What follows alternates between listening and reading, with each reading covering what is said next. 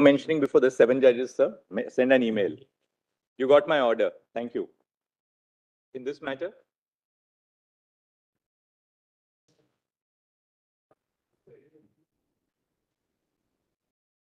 Oh, yeah, of course. But don't give it to us. Give it to the nodal council. He'll then put it together. No difficulty. May please.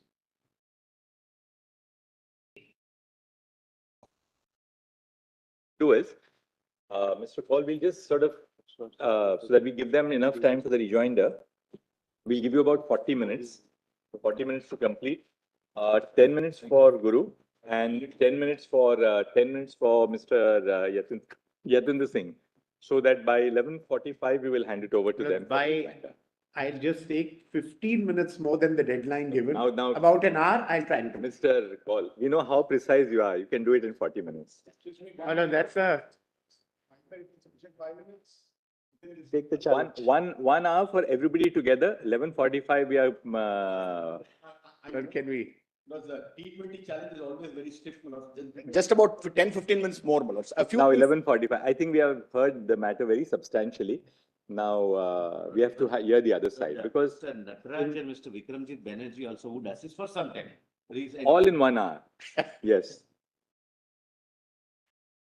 We'll end up. We'll end up.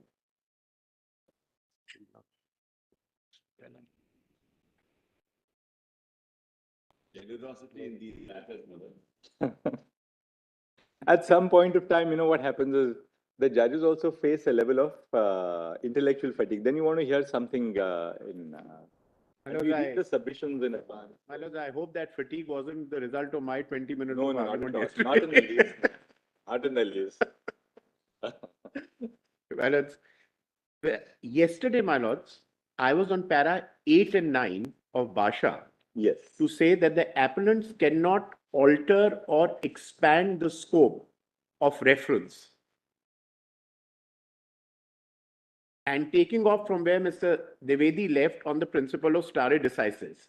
Now, whether... That's very technical, you know. We have in a combination of 7, we are not strictly ever bound by... I said so. I said so that I'm not saying for a minute... Point. I think we more want an answer on the heart of the matter. That way. But my lord, nonetheless, I'm entitled to say that if for 57 years, Basha in no judgment discussed has ever been doubted on whether established or administered factually, should your lordships at all get into it? That point you have made. That is all that I'm saying, my lords. That point is well taken. We have made the point. Yes, Here the other. I'm not so much on the stare decisis, but on the issue that if that's not part of the reference order, can you completely alter and rewrite the reference question? Because the question they have rewritten. So, Mr. Paul, I'll just tell you what my notes say. 1, scope of reference dash Basha is not under review or appeal. Yes. In 56 years, it has not been in question. Only question in reference was whether and is conjunctive or disjunctive. Yes, yes. So we formulated your point. Yes. And my lords, also keep in mind that when para 8 and 9 was being read out to your lordships yesterday of the reference order, one consciously the word question was used there in 8 and in 9. What is it that was referred to? Yashpal. For the purposes of 2F, were established. Now let's get on. Now, and my lords, one thing I missed out. In para 9, the last line and the last word was the para of Basha extracted above. So they were categorically on the question of what was extracted above, which was conjunctive or disjunctive. I'll go on to my next point. Yes. Next point, my lords. I must say this was a mistake on my part. I've also got it uploaded now, my lords, but I dictated to save time a short note on the 5-6 judgments relied on them by what they say their contention and our answer. Otherwise, I could give a hard copy to your lordships because it's already uploaded. It is? Yes. Yes.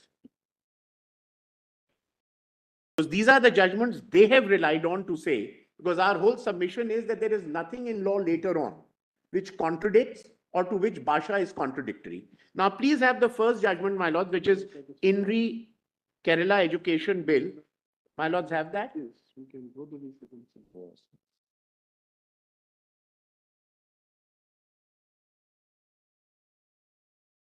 Yes.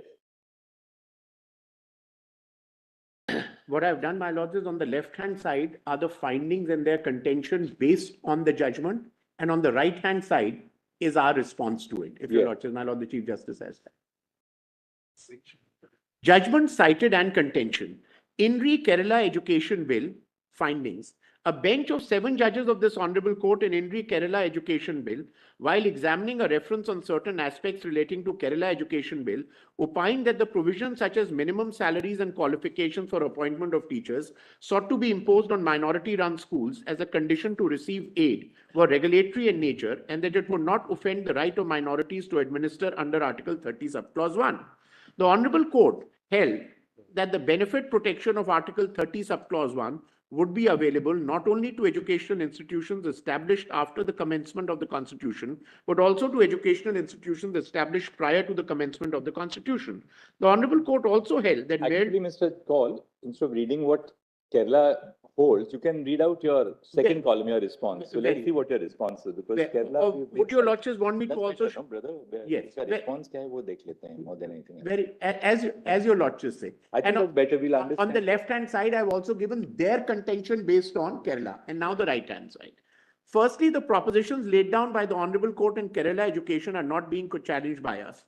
The judgment in Aziz Basha also does not deny that minority institutions could have been set up prior to the coming into force of the Constitution and would still receive protection under Article 30 subclause 1. The Honorable Court in Aziz Basha firstly analyzes the antecedent history of AMU and the subsequent enactment of the AMU Act 1920 to conclude that the very establishment of AMU was not by a minority institution in the first place.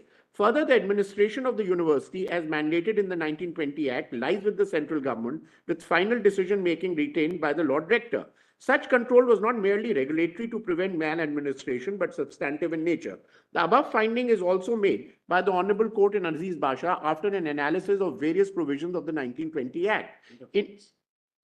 In the facts of the case, in fact, a perusal of the provisions of AMU Act demonstrate that the 5 key administrative functions, admissions, levy of fees, governing council, appointment of staff, and disciplinary powers as identified by this Honorable Court in TMFI to determine the locus of administrative control are executed primarily by the Executive Academic Council in conjunction with the visitor, earlier Lord Rector. Can you just hold for a minute over there? Just make a note of these. Admissions, levy of fees.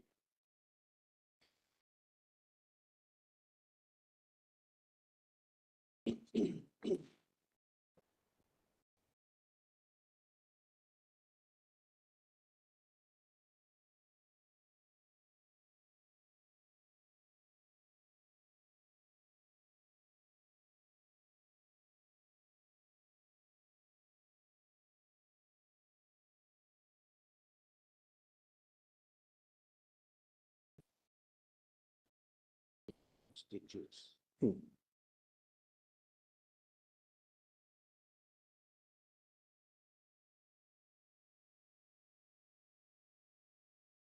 Speaking of statutes also, if your Lordships can add Under the Act. under the statutes and ordinances. And ordinance.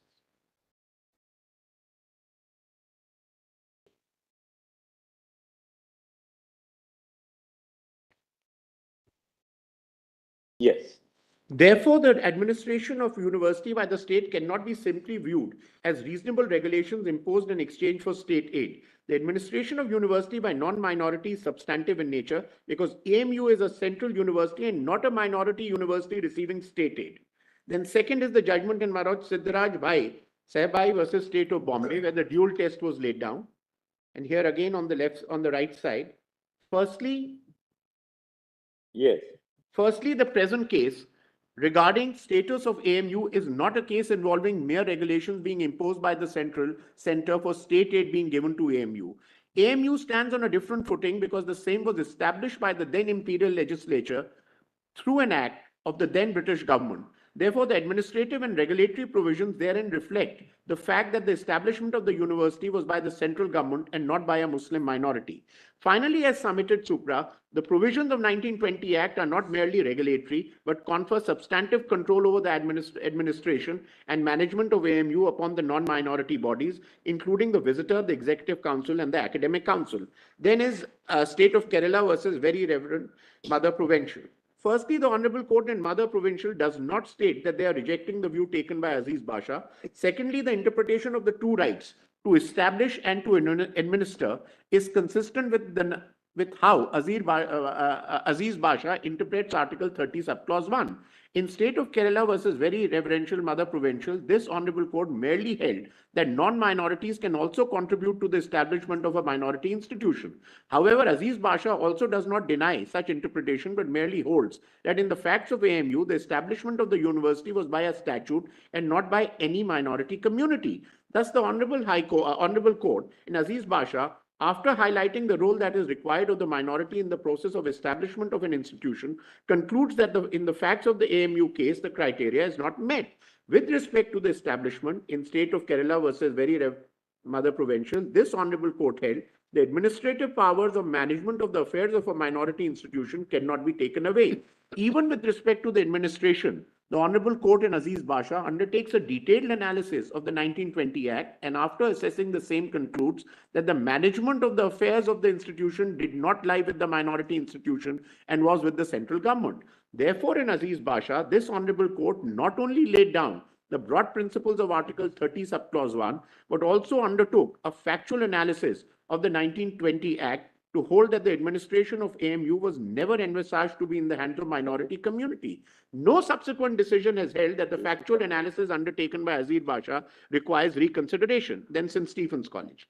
In the Honorable Court in St. Stephen's case discusses the ratio of Aziz Basha and then proceeds to rely upon the decision in a different case, SK Patro versus State of Bihar, because SK Patro was found to be in close parallel with the case on hand. Therefore, the Honorable Court in St. Stephen's was conscious of the Aziz Basha judgment, but did not make any finding that the finding or decision in Aziz Basha required any reconsideration. Further, with respect to the importance of historical antecedents, the importance and relevance of Mao College was already considered by this court in Aziz Basha, and only thereafter the Honorable Court made a finding that the establishment of AMU by the then legislature was the founding of a new university and the absolute dissolution of the Mao College. In fact, the Honorable Court notes the nucleus of the Aligarh Muslim University was Mao College. Thus, the Honorable Court concludes that the conversion of Mao College from a college institution into a university was, however, not by the Muslim minority. It took place by virtue of the 1920 Act, which was passed by the central legislature. At the same time, it is also important to note that in fact the Honorable Court in St. Stephen's approves the conjunctive test laid down by Aziz Basha and holds that a minority institution must be established and also be administered by a minority community. Now please have TMA Pi, the next page. It is submitted that the issue in Aziz Basha was not regarding whether admission of non-minority students would not affect the minority character of an education institution. This Honorable Court in Aziz Basha does not hold that minorities do not have a right to establish and subsequently administer religious institutions. It merely holds that in the specific case of AMU, neither establishment nor administration lay with the minority community. In fact, in TMA Pi, this Honorable Court laid down the indicia of administrative control, which was then relied upon by the Honorable High Court of Judicature at Allahabad to analyze and hold that none of the indicia of the administrative control in the case of AMU lay with the minority community. Accordingly, the Honorable Allahabad High Court thereafter found that the 1920 Act never envisaged administration of AMU by a minority. Now, my lords, coming to some of the specific points raised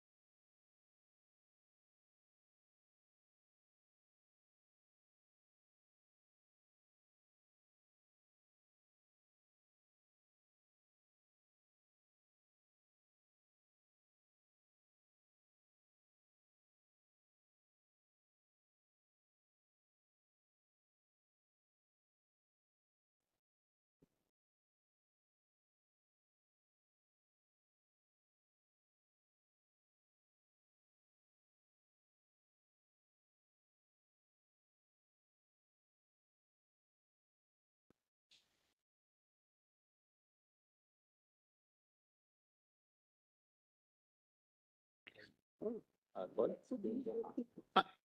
The next point is, my lords, the 1981 amendment does not remove the basis of Basha.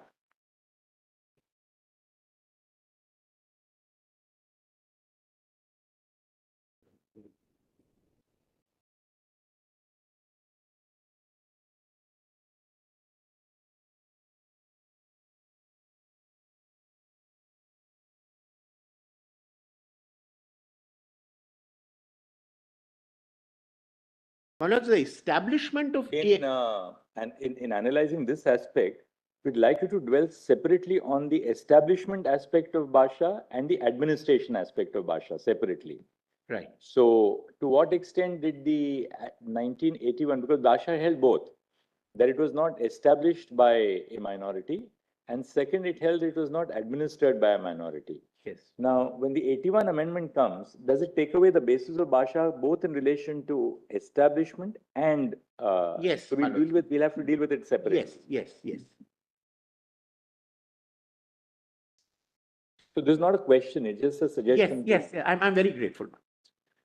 My lords, the establishment of AMU by the then colonial British government is a finding based on historical fact.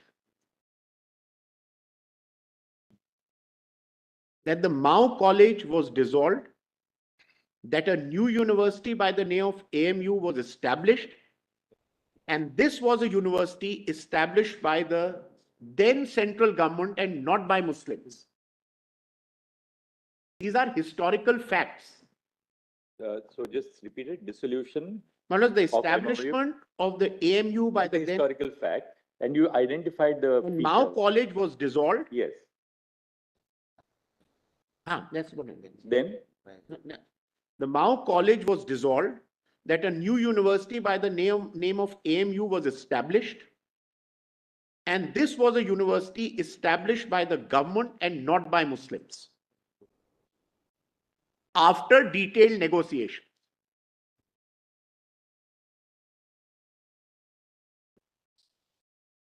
And giving up of many rights as an institution that they may have possessed before coming forward to the central government negotiating and an act coming into place.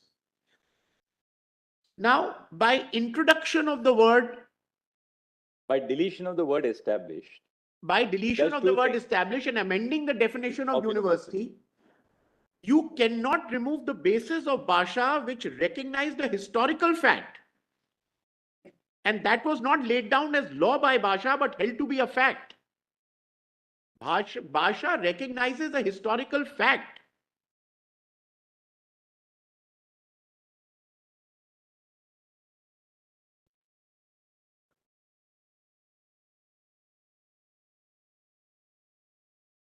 The change in legislative history is not possible in the manner the 1981 Act is seeking to do. That cannot happen. You can't change legislative history. And a historical fact cannot be revised or altered either by a legal fiction or by a parliamentary fiat. Either of the two cases. If it's a historical fact, it remains a historical fact. A legal provision can be changed. But how do you remove a historical fact? And as your lordship in Indra Sani held, that a fact cannot cease to exist only because they are denied. If a fact is there, it's there. You can't by a subsequent legislation say, I deny this fact. You can't alter legislative history. The fact is an act came into being. The fact is that Mao was dissolved. The fact is that a new university came into existence after negotiations. This is about historical facts. And that is why the late Somnath Chatterjee, my lords, one of our most erudite parliamentarians, and that is in the Solicitor General's written submissions on page 113, categorically said that changing the definition of university was, as it was done, which was established by a statute, and once an institution was established in a particular manner, such manner of establishment could not be changed through retrospective legislation, as legislation cannot change history. That is what the late Somnath Chatterjee said. You are today seeking to argue that by the change in definition of university and by removal of the word establishment, we will change a historical fact. Reference of Mr. Somnath. The Solicitor General's written submissions are on page 113. You can, Mr. Call, you can continue. Ask one of your juniors to just give us in a minute the specific, not from the submission, but the actual document, what page it is. Anybody can give it in 2 minutes. Yes, Just yes, don't get deflected. We'll hear it so that we can complete your submissions.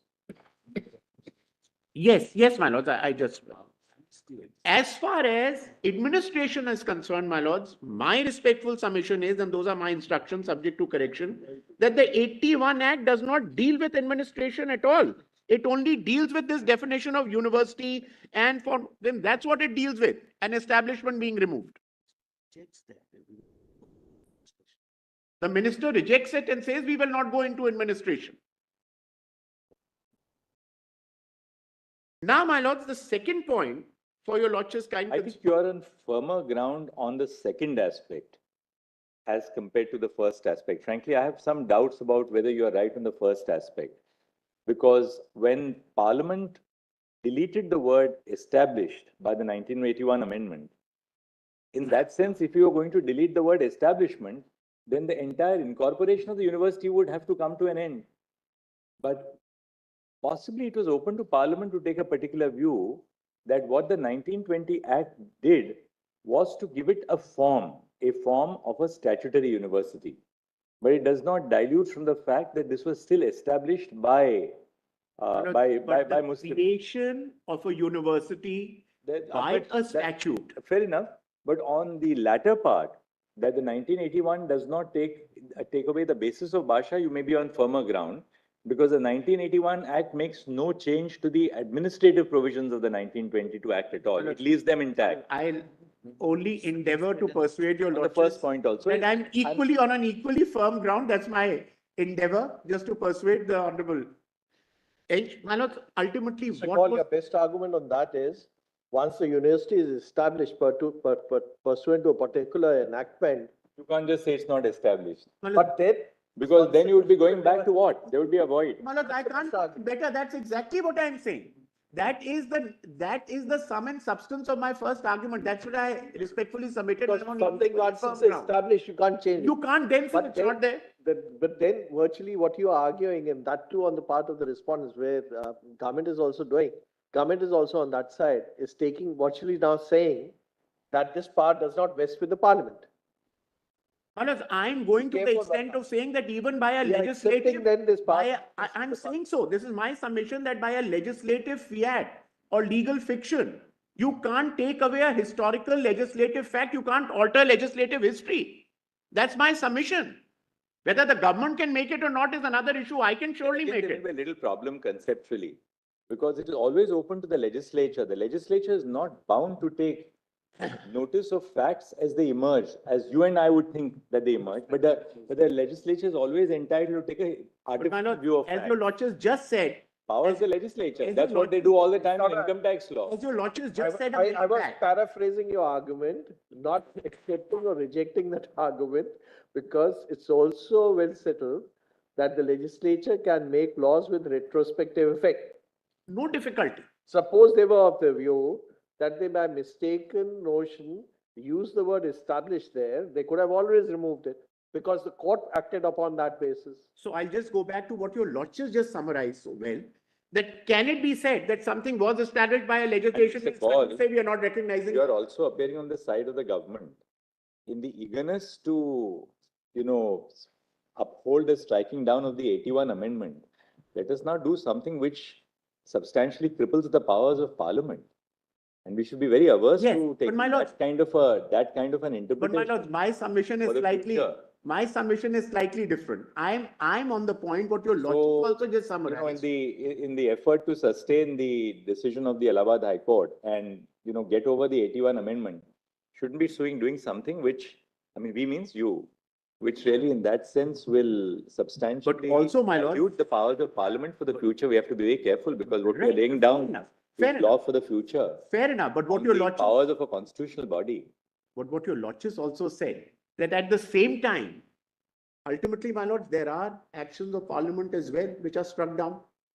There are actions of parliament which are also held to be ultra vires.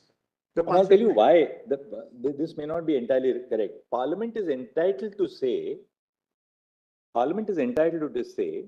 that we take a particular view of the expression established, Right. as opposed a factual view as opposed to a legal view. Now we got your point that even on the facts, there's a historical fact with Bhakta. The one that I am saying, my lords, that is my limited submission on that. That's Parliament what can Justice make that Khanna distinction summarized my between- limited submission on the point. Parliament can make that distinction between incorporation and setting up. Yes. And to say that, well, what was meant by the word established, what we mean by the word established is actually the factual setting up, not the legal form which is given to it by the incorporation of a university possible.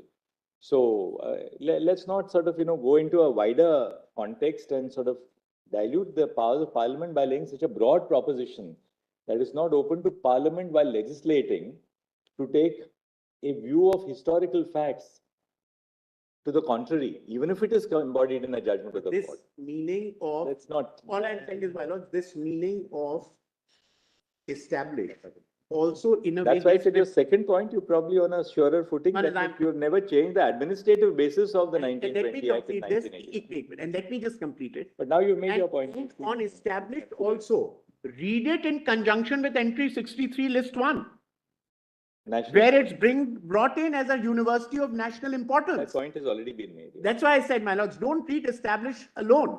Read it in conjunction with what did Parliament intend? Or what did the Constituent Assembly, when the Constitution was being drafted, intend? When entry 63 list 1 came in, a university like Banaras Hindu University of national importance, without any communal tag at all.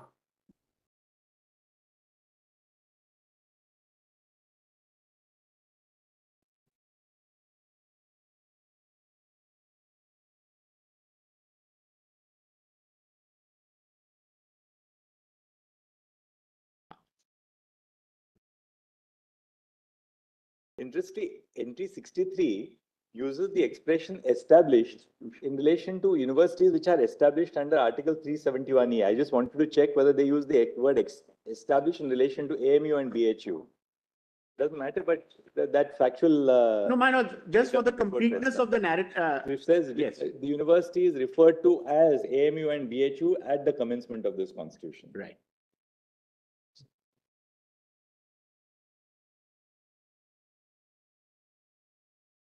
May I, my lords, proceed with the. There is one aspect, of course, which still is a point which may weigh in your favor, which is that entry 63 of list 1 contains a constitutional understanding in regard to the status of AMU and BHU. So it freezes that constitutional understanding as at the date of the commencement of the Constitution. Now, if the Constitution adopts a particular understanding of these two universities, these two institutions, which says institutions known at the commencement of the Constitution as AMU and BHU, can a subsequent legislature alter that constitutional understanding, which is the foundation of entry 63? So what fell from my lord the Chief Justice, That too without. except for a constitutional amendment. Of the constitutional. Without a Yes, constitutional. without a constitutional amendment, you cannot. Because now one thing is very clear, that entry 63 tells us that as an institution of national importance, these two institutions are those which were known as such at the commencement of the Constitution. And then can you, by a legislative fiat, alter that constitutional understanding which forms the basis of entry 63? In fact, That's the specific Entry point. that I 63 raised, that entry that 63 is a constitutional declaration. would amount to amending the constitution. As That will be true even for 1951 no, there is no change in and 65. No, there is no There is change. none, there is none. the character of the Bringing university in- is not. No, but those are amendments It's to bringing the, conformity with part. they are also amendments. In with- fact, Three. in fact, frankly, they bring it in conformity. With part. Yes. Now, my lords, the second point, since time is yes. My lords, the next point for your lordship's kind consideration is that the administrative functions of the AMU are primarily carried out by 4 bodies.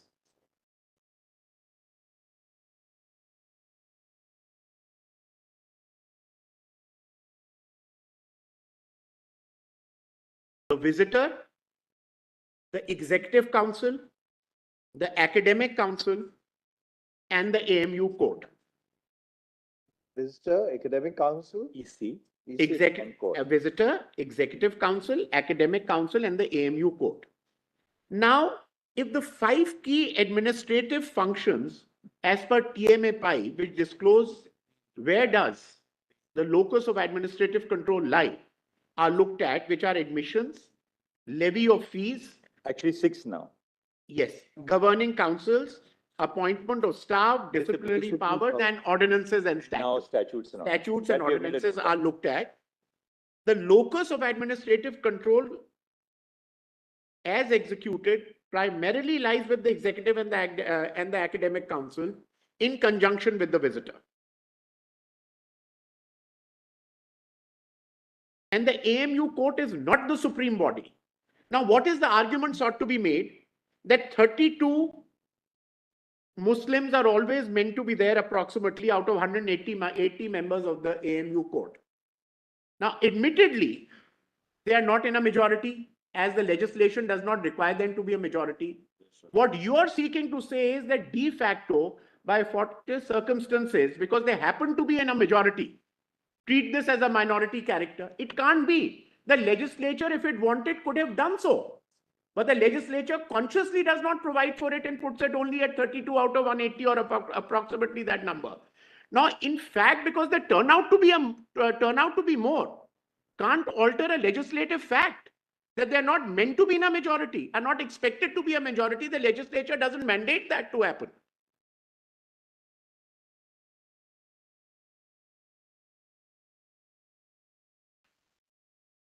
And the highest that can be said, my lords, is that the AMU court is one amongst many administrative bodies with essential powers vested in the executive council, academic council, which are not minority-led.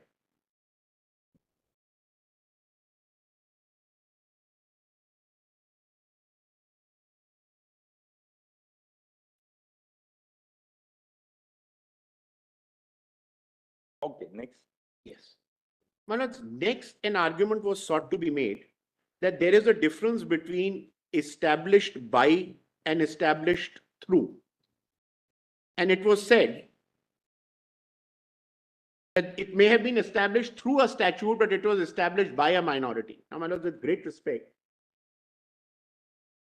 these semantic distinctions are not borne out from the 1920 Act at all, which uses the term an act to establish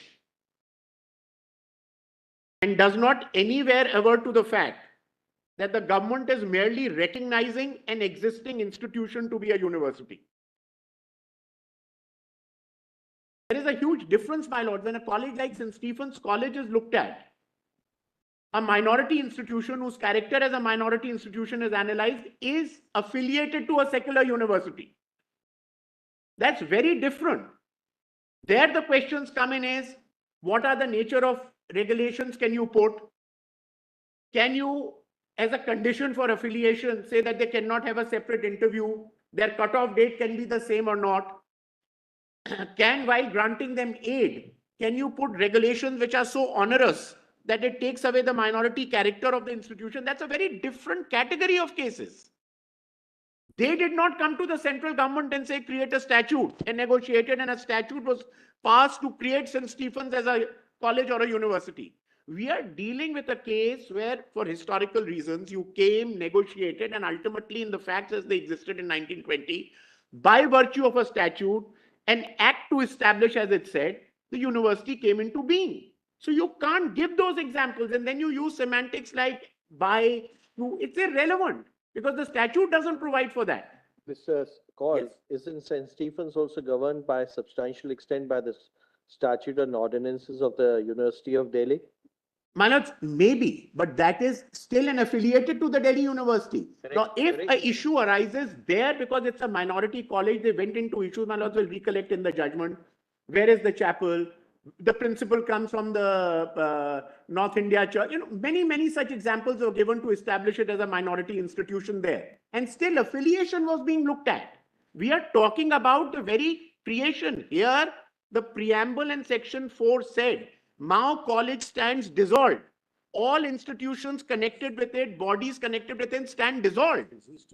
Ceases to exist. Where is the parity between the two?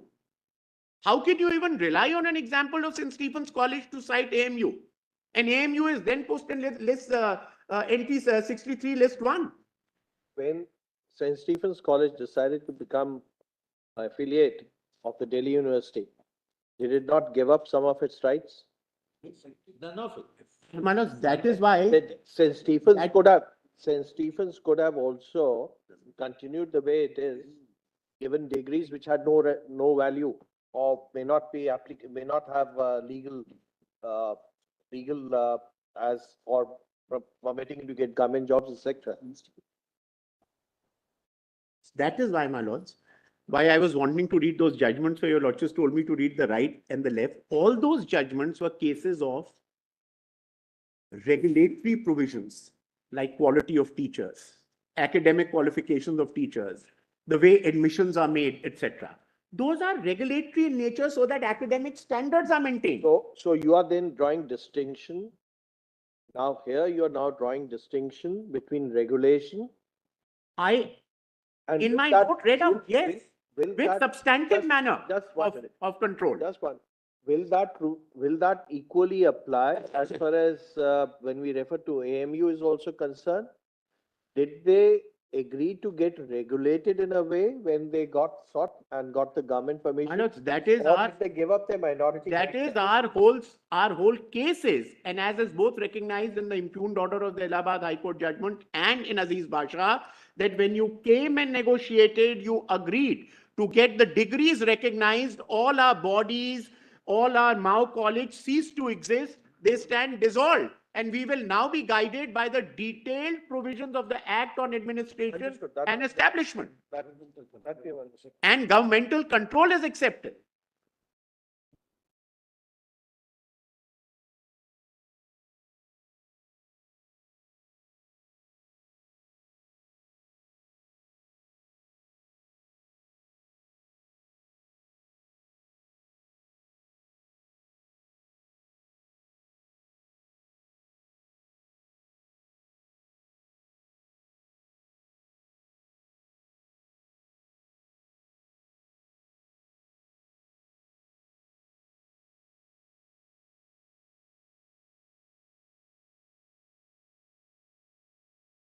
Colleges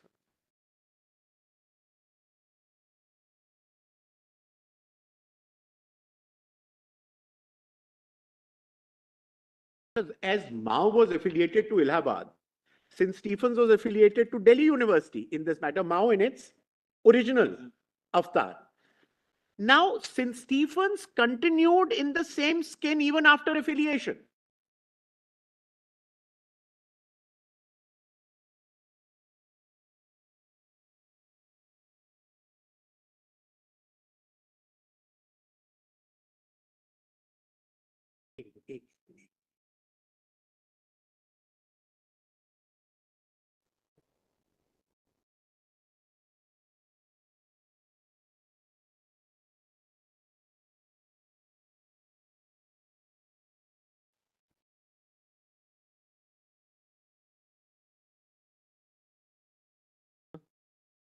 नहीं मैं बखत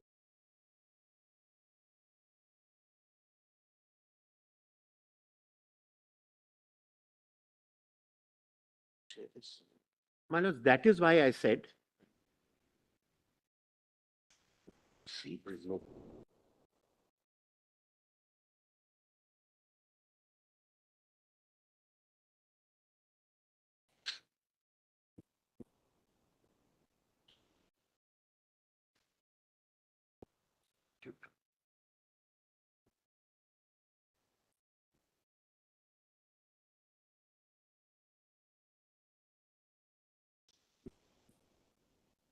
The 10% the chapel will get on there.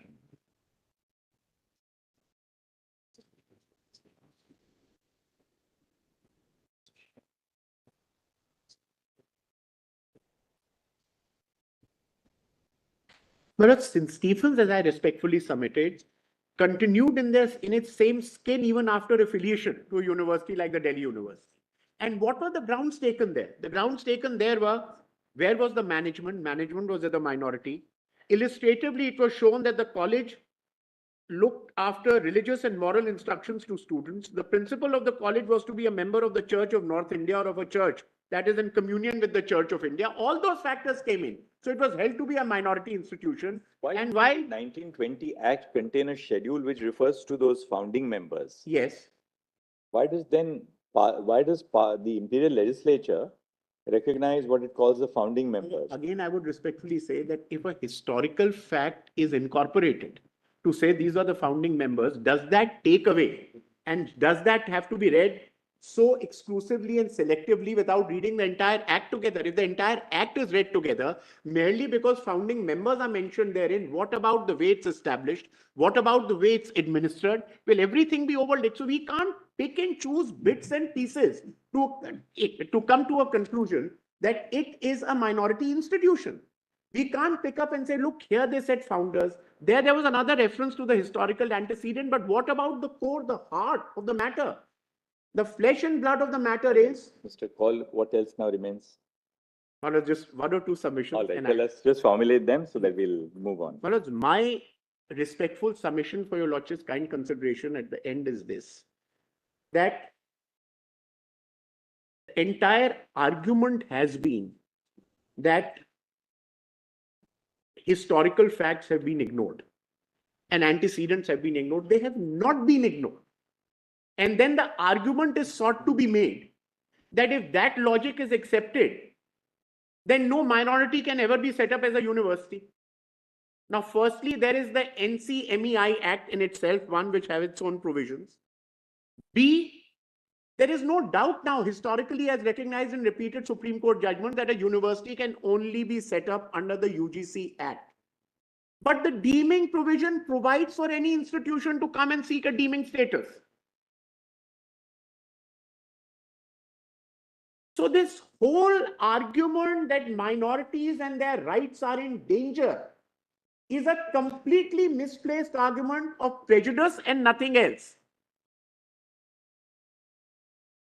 And lastly, my lords, the appellant said, as a continuation of this argument, lastly said that after all, what are we asking? We are just asking for a bit of reservation and you're snatching it away. That was an emotive appeal made.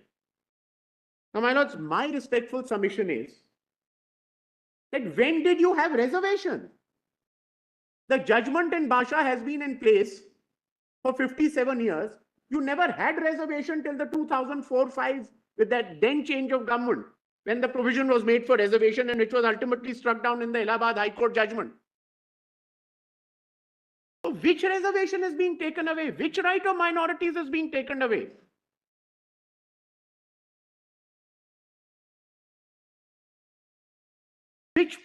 What is being done that the fabric of a secular country is being in any way pierced or destroyed? What is being done? You're almost making it look as if something is now being done, which completely destroys the minority character and snatches away all the rights of a minority institution. It does not do so. You're as protected as you are entitled to be under the Constitution of India as equal citizens, and whatever are the rights of the minorities under the Constitution. Maharaj, I'm very, very grateful. Your Lordships have been extremely Thank you, Mr. Kaul. Thank you. I'm very grateful. Yes, Guru. That's that. My apologies if Your Lordships leave my notes. Yes, certainly, Mr. Kaul. if I sprint through some of my submissions, my lord, my apologies given the time frame, my lords. Broadly, 4 things that I wanted to highlight to my lords. What is the first? First, the importance of entry 63 and inclusion of AMU in the constitution itself in entry 63. That's one, my lords. That, in my respectful submission, is really a crystallization and cementing of the position of AMU as a non-minority national institution. That's the first point I want to highlight, my lords. Second point, my lord, the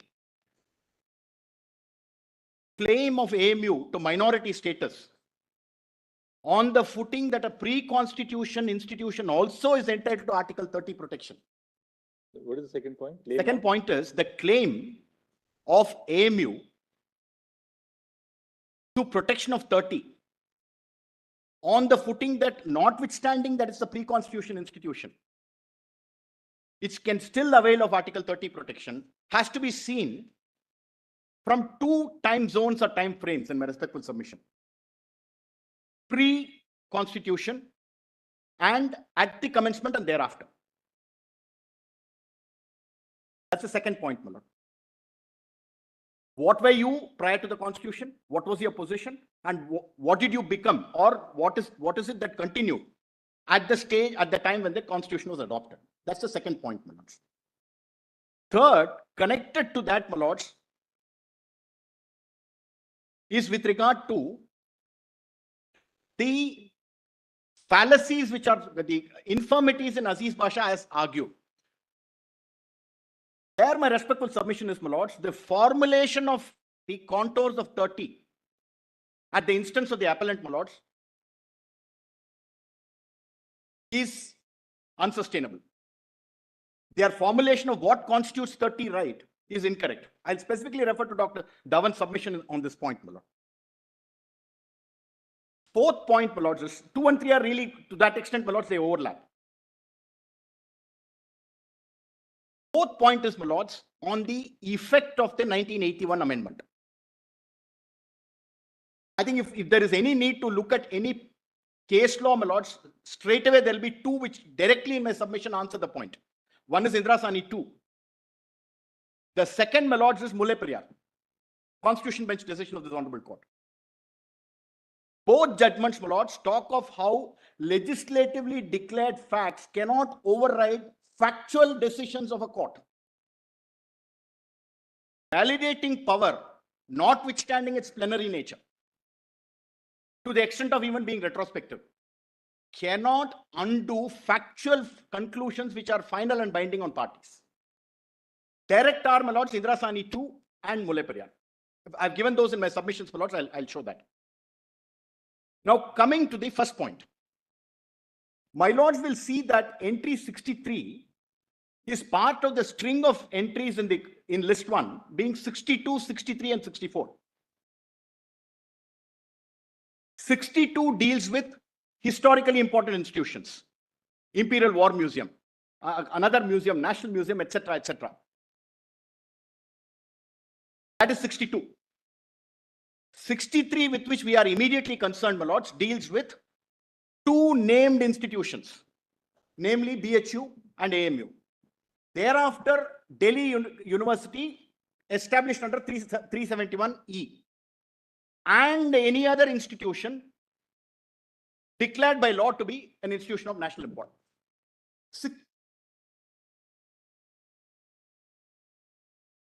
60.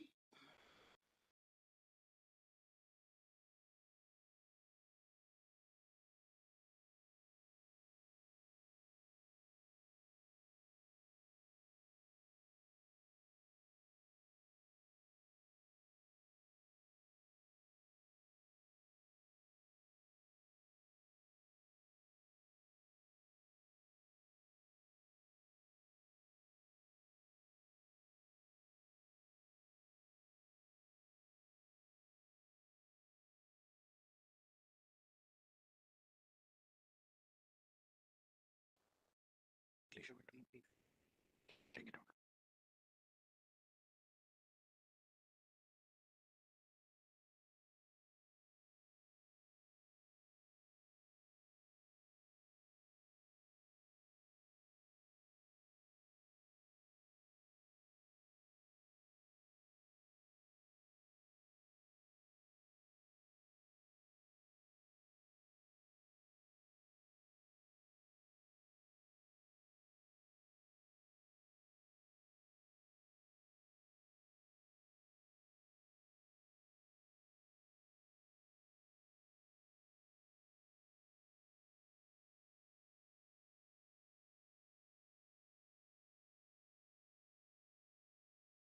Three entries use the expression institutions declared by Parliament by law to be Yeah. of national National importance. importance, yes. 63, 64, and 62, 63, and 64. That's right.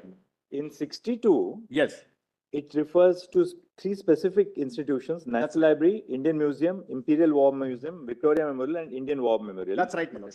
And these five. Yes. And then it says any other like institution Yes, financed by government, yes, wholly or in part, and Yeah. declared by Parliament to be an institution of national importance. yes. So 62, that residuary power of the residuary clause refers to any other institution of a like Nature, correct. So it has to be like, an archive. That's right. It's an archive or a museum. Something So of under historical 62, importance. Right. On 62, the power relates to declaration of an archive I bowed down. or a library or a museum. That's correct. When you come to 63, Yes, it refers to two institutions, by name. BHU and AMU. Correct. And it doesn't say of a like nature. It says any other institution Ah. declared by Parliament. I am obliged to my lord for that for one reason, my lords. Now, During the 64, if you Yes. go to 64, it refers to institutions of scientific or technical education financed and declared by law to be institutions. So 64 governs a specific class, class of institution. namely institutions of technical or financial education. 63 gives the general power to Parliament apart from these two. That's right. And 63 and 62 refers to, those archives, libraries or museums. That's the Institutions way- of historical that's the- importance. But all three entries use the word declared by Parliament to be Of national importance. I bow down to my lords for the observation on 63. I'll tell my lords why. Guru, there's one aspect, Yes.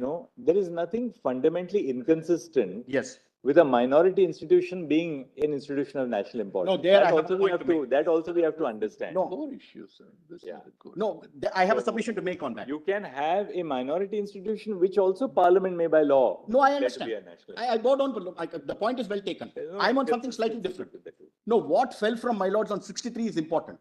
Unlike 62, which talks of a like institution, 63 doesn't have. During the Constituent Assembly debates, an amendment was suggested saying for 63 also, it has to say similar institution. That was rejected, and in the process of discussion, they talk about the national character which is non-communal of BHU and the AMU. That is what is important, my lords, for my lords' purposes. That is what I wanted to show. My lords, the Chief Justice's point is well taken that like institution is not found in 63. A similar amendment was suggested when draft 63 equivalent to 40 and 40A of the draft constitution was moved.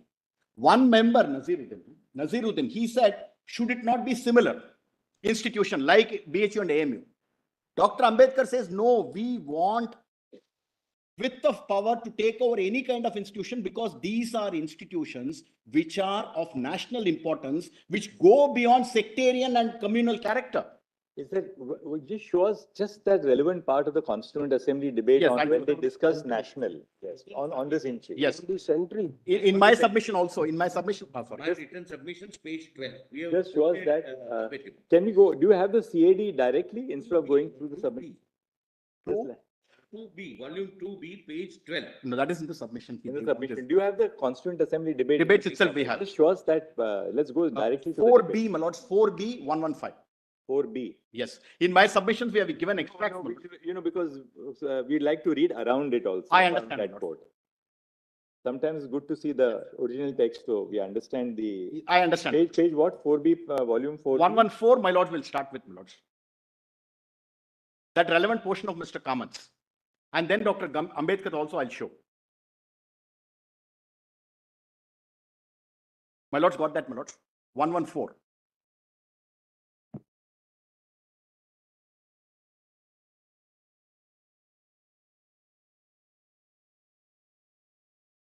Can I read that, my lords?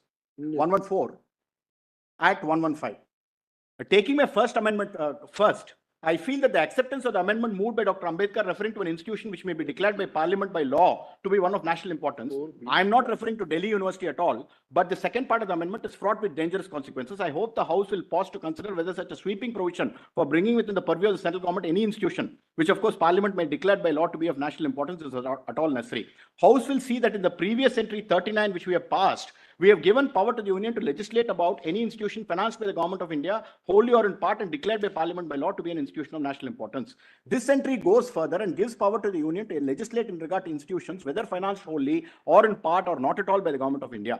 I have in mind certain institutions in this country which are doing very good work, wholly privately run, but run on efficient lines without any governmental interference. Amendment just now moved by Dr. Ambedkar shows that this grabbing instinct of the committee is growing by leaps and bounds, and if this passes muster, if this is accepted, I'm sure the day is not far distant when the acquisitive instinct of the union will run riot, and the union will try to step into so and so. Then the next para. As regards the two universities mentioned in this entry, the Banaras Hindu University and the Aligarh Muslim University, of course, either it may be true that they are of national importance or because they have the communal tag attached to them, government to show their impartial, non-communal nature might legislate in regard to these universities. This is very important, my lords. As regards Delhi too, because the status of Delhi is not yet defined, it is perhaps desirable that it should be within the purview of the union. But to specify here very vaguely that any other institution may also be taken over by the union, legislated upon by the union, though of course this saving provision is here, is there, that Parliament should declare by law those institutions to be of national importance. But in modern times, he goes into all of that. Now, this is one part where they specifically, please come back to that. As regards the two universities mentioned in this entry, the Banaras Hindu University and the Aligarh Muslim University, of course, either it may be true that they are of national importance, or because they have the communal tag attached to them, meaning to suggest, my lords, the name. The government, to show their impartial, non-communal nature, might legislate in regard to those universities. So even this person who opposed, my lords, the sweeping language of 63, where it says by Parliament can take over, says, for BHU and AMU, you are justified because you want to show that they are of national importance. They should not be carrying any communal color because of the communal tag attached to their names. And in fact, Nazaruddin, the other member, my lords, he also talks about the amendment which he wants to do. Please come to 112.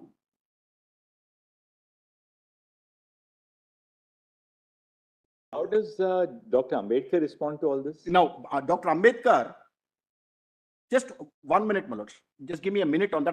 Can I show Nazaruddin for a minute, my lords? Sure. That is at 112. I have slightly altered my amendment to suit the change introduced by Dr. Ambedkar in his own amendment. I submit that Dr. Ambedkar's amendment would unduly enlarge the jurisdiction of the center, and many things which would be otherwise cognizable by the provinces would now, by virtue of the words which I seek to delete, be included within the jurisdiction of the center. The Banaras Hindu University and the Aligarh Muslim University have been regarded from the very inception as institutions of a national character and importance, and therefore they have been rightly regarded so far as national institutions, and they have been rightly placed under the jurisdiction of the union. Then, my lords, he goes into the question of any other institution, where he says you must have it for similar institutions. That is the burden of the song in Nazaruddin Ahmad's, my lords, submission and statement in the debate. Now, please come to page 118.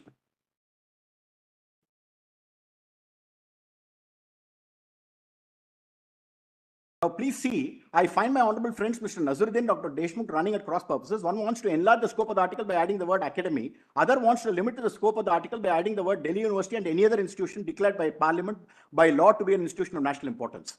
So far as Dr. Deshmukh's amendment is concerned, it seems to me quite unnecessary to introduce the word academy because the word institution is large enough to include both university and academy. Therefore, that is quite unnecessary. With regard to the amendment of my honorable friend, Mr. Nazaruddin Ahmad, Delhi University as was pointed out by him already under the central legislature by virtue of the fact that the university is in a commissioner's province, which is subject to legislation of the center. Therefore, in introducing the words Delhi University, we are really not departing from the existing state of affairs. With regard to the subsequent part of the entry relating to any other institution declared by law by Parliament, it seems to me that it is desirable to retain those words because there might be institutions which are of such importance from a cultural or from a national point of view, and whose financial position may not be as sound as the position of any other institution and may require the help and assistance of the center. In view of that, I think the last part of the entry is necessary, and I am not prepared to accept this amendment. Now, with regard to the to my honorable friend, Mr. Kamath, he wanted to introduce the words research institution. He has forgotten, or probably his attention has not been drawn to my amendment dealing with entry 57A. That's with regard to another entry. Dr. Ambedkar, therefore, substantially, my lord, stands by the amendment and says the purport of 63 is that you are looking at institutions which are of such national importance, which go beyond communal character. And therefore, we will have the right vested in the parliament to declare by law any other institution of such nature. That's important, my lord. And one more aspect, my lords.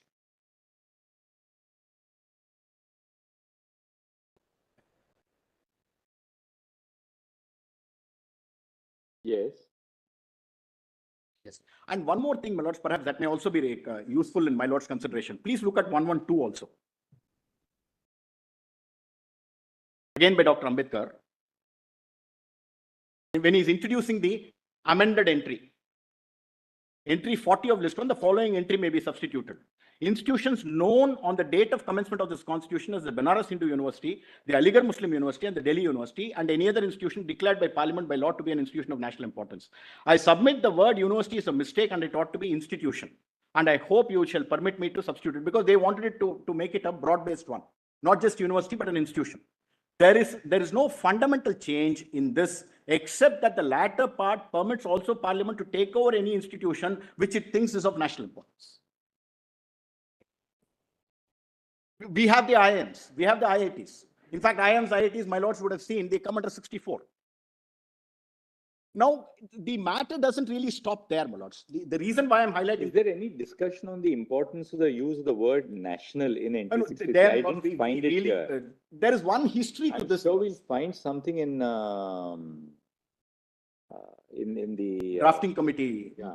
Why was the word national used in NT 63? I'll tell one thing, my lords. There's a history to this. Some reason. I mean, we have to, because, if you have something in the drafting committee, that will be very useful. In fact, we discussed this, my lords. Between us, we discussed, my colleagues and all of us spread out. We couldn't really get anything specific on the expression national importance. But one thing is important, my lords. 1935 Act contains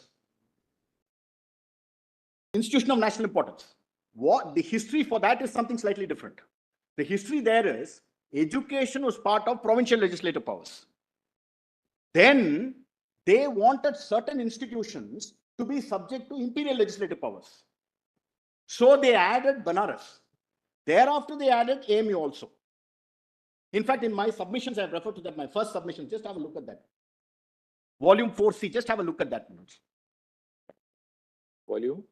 Volume 4. C.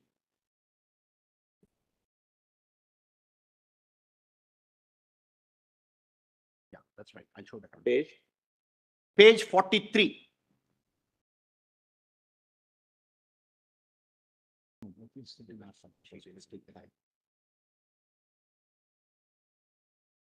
So please see a glance.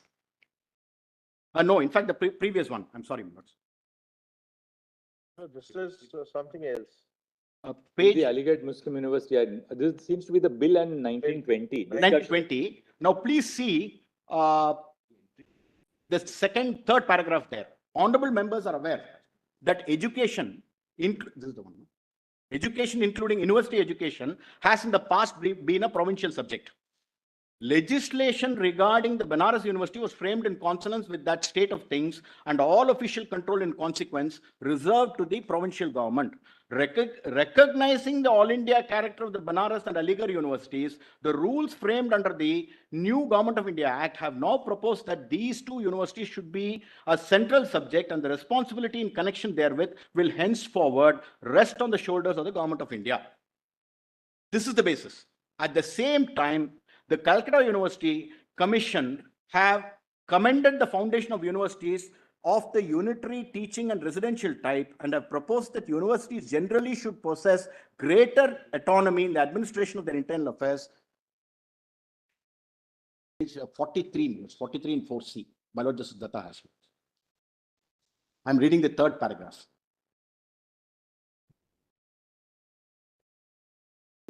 That has been the case hitherto. As a necessary consequence of this constitutional development and of change of policy, various modified provisions have been introduced in this bill, which I venture to think constitute what will be recognized by honorable members as distinct improvements.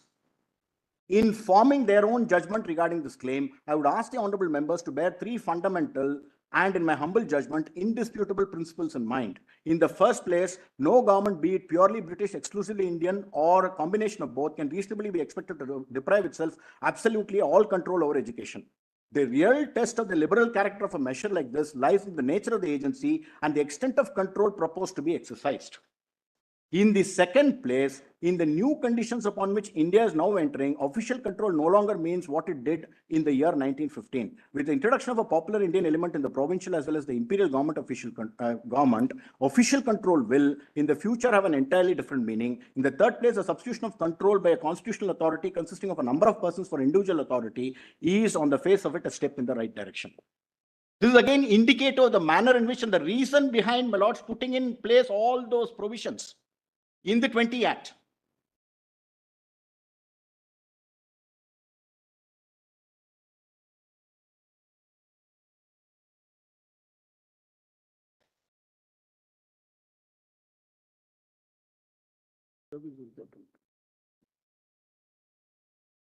And this, we have encapsulated, my lords, the history of this in my submissions to A, my lords. Kindly, my lords, may make a note of it. I won't read it just to save the time.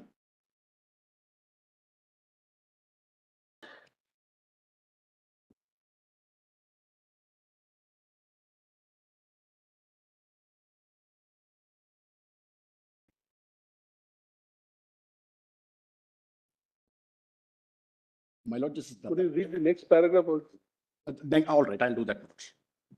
43 last paragraph. A glance, may I read it, my lord? A glance at section 6.2, 17.5, 18.5, and statutes 8.1, 10.1, and 19.1 of the Banaras Hindu University Act will make it clear to the honorable members that the visitor, that is the Lieutenant Governor of the United Provinces, is the main agency of control in the case of Banaras University. In the present bill, in consonance with the central nature of the subject, much of that control is transferred to the Governor General and Council, an authority which under the Government of India Act will henceforward include 3 Indian members. Under the Banaras Hindu University Act, all new statutes or additions to statutes or amendments or repeals to statutes other than those providing for the instruction of Hindu students in Hindu religion require the previous approval of the Lieutenant Governor, who may sanction, disallow, or remit for further consideration, except statutes affecting the constitution of the university authorities, which require the previous sanction of the Governor General and Council. In this bill, that power is proposed to be vested in the Governor General and Council. Moreover, the Governor General and Council will, when exercising the power so vested in him, have before him the opinion of the visiting board, which will include the ministers, one of whom will himself be in charge of education, so that the Government of India will be in possession of the views of this popular authority when exercising their own powers in this connection. Similar arrangements are also proposed with reference to ordinances. And though it has been considered advisable to reproduce in the present bill the provisions contained in the Banaras Act, giving certain powers of supervision to the provincial authority in order to secure that the proceedings of the university shall be in conformity with law, the agency, even for the exercise of this power, is changed from the Lieutenant Governor to the visiting body. Election of successors to the first Vice Chancellor is subject to approval by the Lieutenant Governor under the Banaras Act, while in the present bill, such election is made subject to the approval of the Governor General and Council. In the Banaras Act, the Senate consists of 50 members, of whom 5 members are nominated by the Lieutenant Governor. In the case of Aligarh University, the corresponding body to be called the Academic Council will consist of 30 members, of whom 2 only shall be nominated not by the Lieutenant Governor, but by the visiting board, constituted in the manner I've just described. Honorable members will thus see that this brief comparison between the 2 agencies of control in the case of the 2 universities constitutes sufficient indication of the liberal character of the present bill. That, when they set up AMU, they had a precedent, namely of BHU. Correct. BHU had been set up earlier. It's indicated that, an undertaking was given to the Hindu leaders at that time, that when AMU was set up, it will be set up on the same pattern as Pattern and lines as yes. And therefore, AMU itself was set up on the same pattern as BHU. That I think we also find at internal page 42, middle of page 42. Yes. Meanwhile, the Hindu leaders, who had in their turn approached the government of India with a scheme for establishment of a Hindu university at Banaras, guided by that practical spirit, which is one of their characteristics, accepted the conditions laid by the Secretary of State, etc. An undertaking was at that time given by the government to the Hindu leaders that the university to be granted to the Muslim community would also be on the lines of the Hindu university.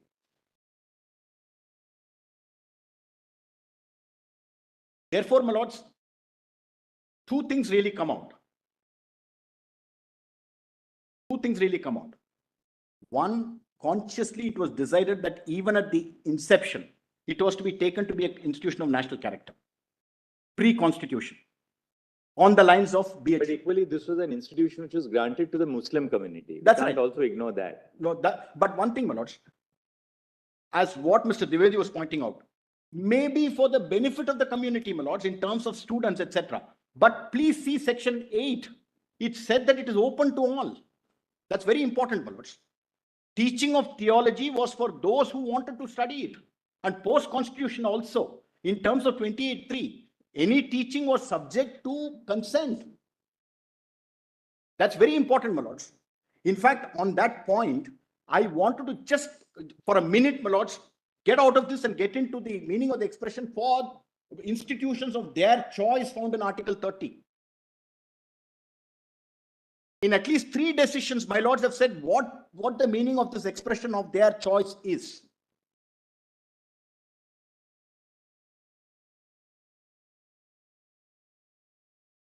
It's not just choice of the manner in which you do the administration as what is thought to be projected. No.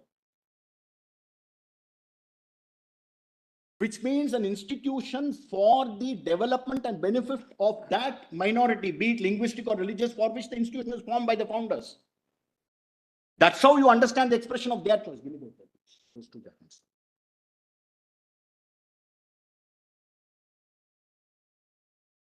Mention that in my supplementary submissions, what the meaning of the expression is of their choice. Just note that, my lords.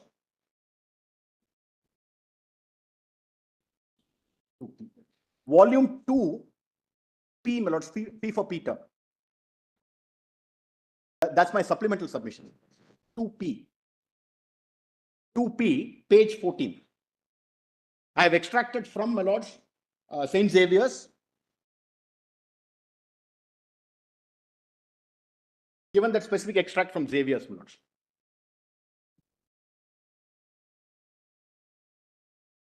The second point, my lords, arising, coming back to the point which I was submitting. No, but if you read the second part of 96, the case of educational institution is established by a minority to conserve their distinct language, script, and culture. This was an institute which was meant to conserve the distinct language, script, and culture of the Muslims.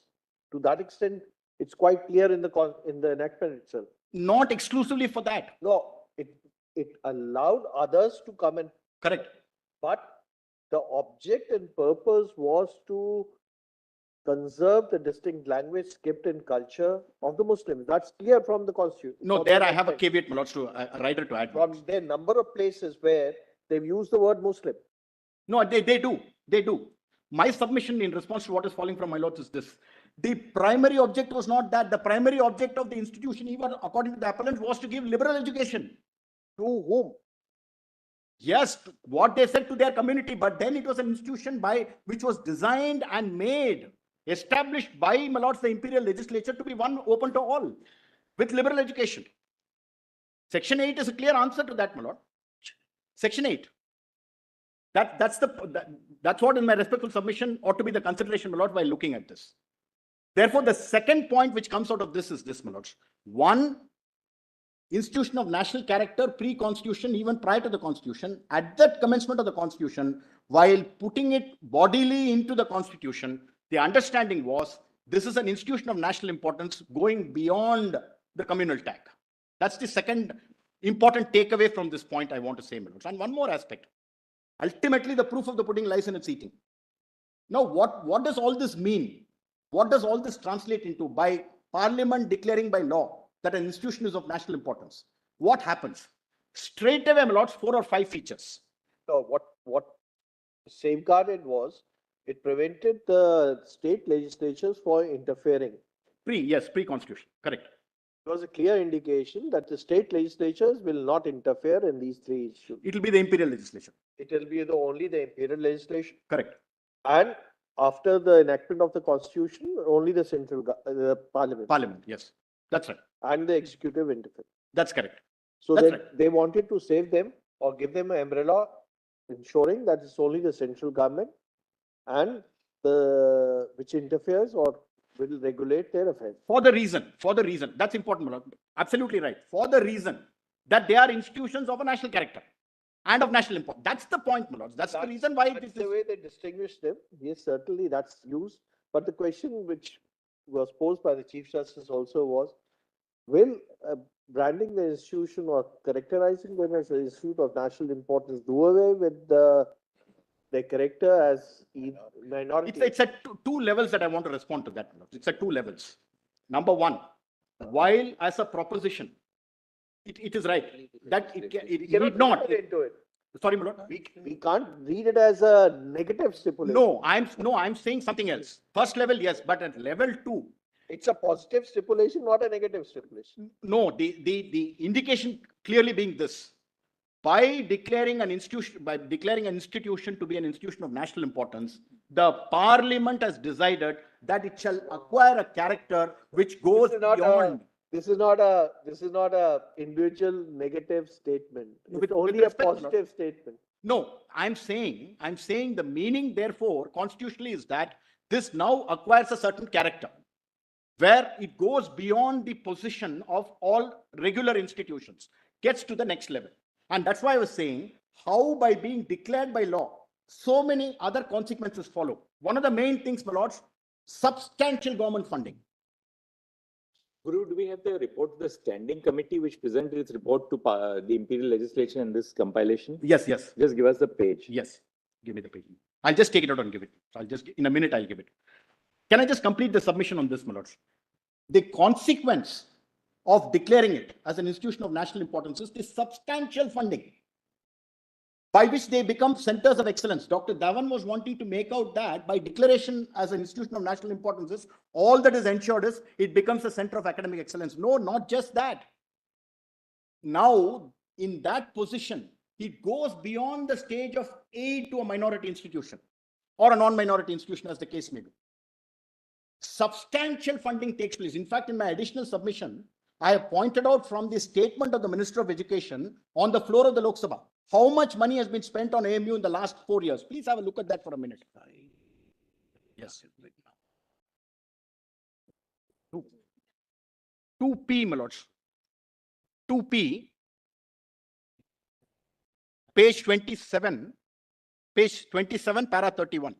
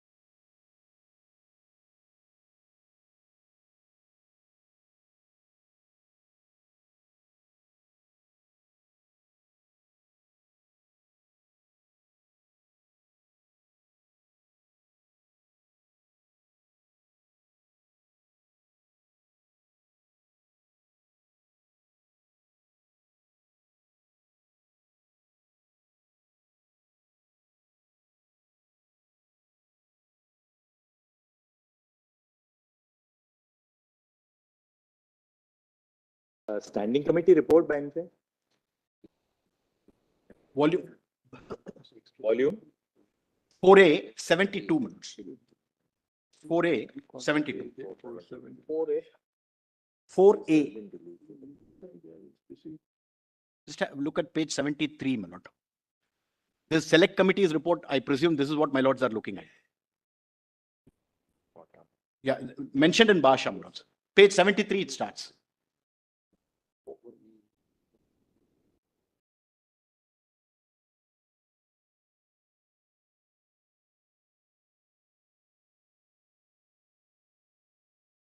My lords want me to refer to any specific portion, my lords, in that. We're just trying to see if there's something to highlight, which 70, volume 4A, page 70. 73, my lord.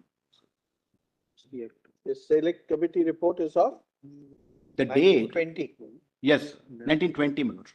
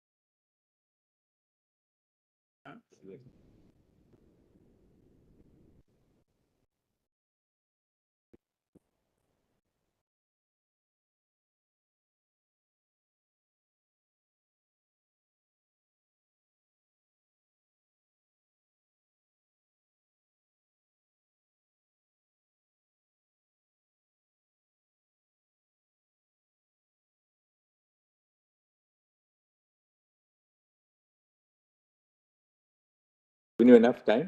Two more points, my lords, a little important, my lords. Yes. But my lords will take it from me that I'm referring to points which are not covered by anybody else, my lords. That we are taking care to ensure that between us, my lords, there's no repetition. Just two more things. Just formally. Yes, I wanted to refer to 2P, page 31 of my additional submissions, where page 27. I have given the actual expenditure of the government in the last 3 years. The Volume? last, my lords, being Volume? 1,005, volume 2P, page 27, para 31. The corresponding report, Lok Sabha report, is page 89 of the same volume, my lords. It's in a tabular form. 22-23 year, my lords, is 1,552 crores. Right.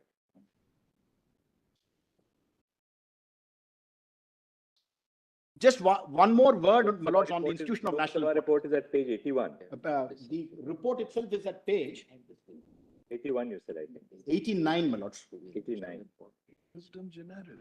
Volume 2P. 89. And the relevant portion, my lords, is at 90. It's on the screen, brothers. It's on This the is not uploaded. The 2P is not uploaded. Oh, I'm so sorry. morning day. It was yesterday evening we had sent it. No, I'm just. I'm it's so a question sorry. of fact. Apology. It's a question of fact. It's not. I'm so sorry, my lords. ऊपर जाओ, But I understand the nodal council has put it up, my lords, and probably it's not been. ये यहाँ से नहीं control हो रहा है. I understand it's there on the screen, my lords.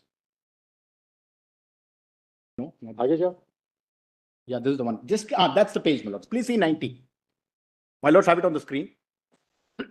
My lords have that. The years 1920. it's more than the University of Delhi. That's true. That's Almost true. double of that. And AMU, my lords, we call has so many centers. Number of centers. One more thing on this point, institution of national importance, my lords, and then I'm done with this point. Please make a note of, I will not read just to save time. Please make a note of the discussion when the Vishwabharati Act was moved for declaring it by law to be an institution of national importance. There again, the national character where it goes beyond regions and particular sections is discussed.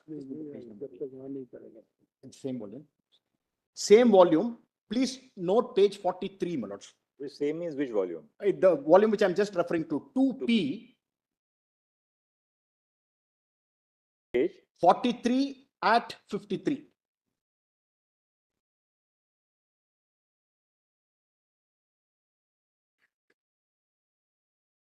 Sorry. Now the next point, my lord. Please please, my lords, look at my original submissions and the additional submissions where I've elaborated on all these points, my lords. On the effect of declaration as an institution of national importance. Just to save time, I'm not going into each one of these points, my lords. Both the original submissions and further added in the written submission, the additional submissions, I've pointed out all of that, my lords. I've given the crux of what I wanted to submit, my lords, on this point. The second point, the effect of the 1981 amendment.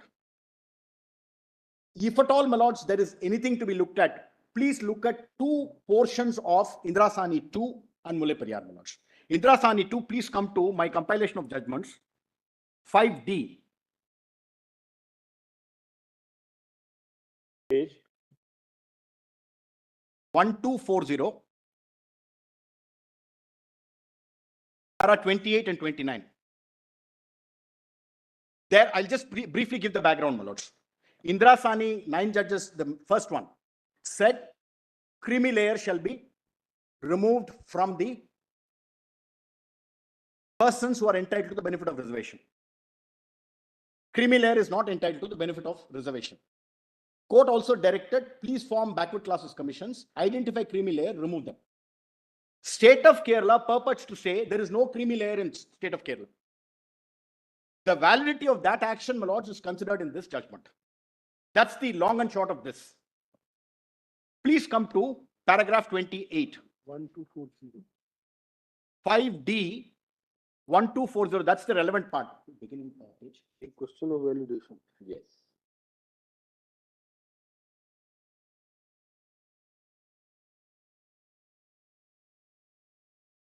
One two one eight is the beginning of the judgment. I am at 1240, my lord.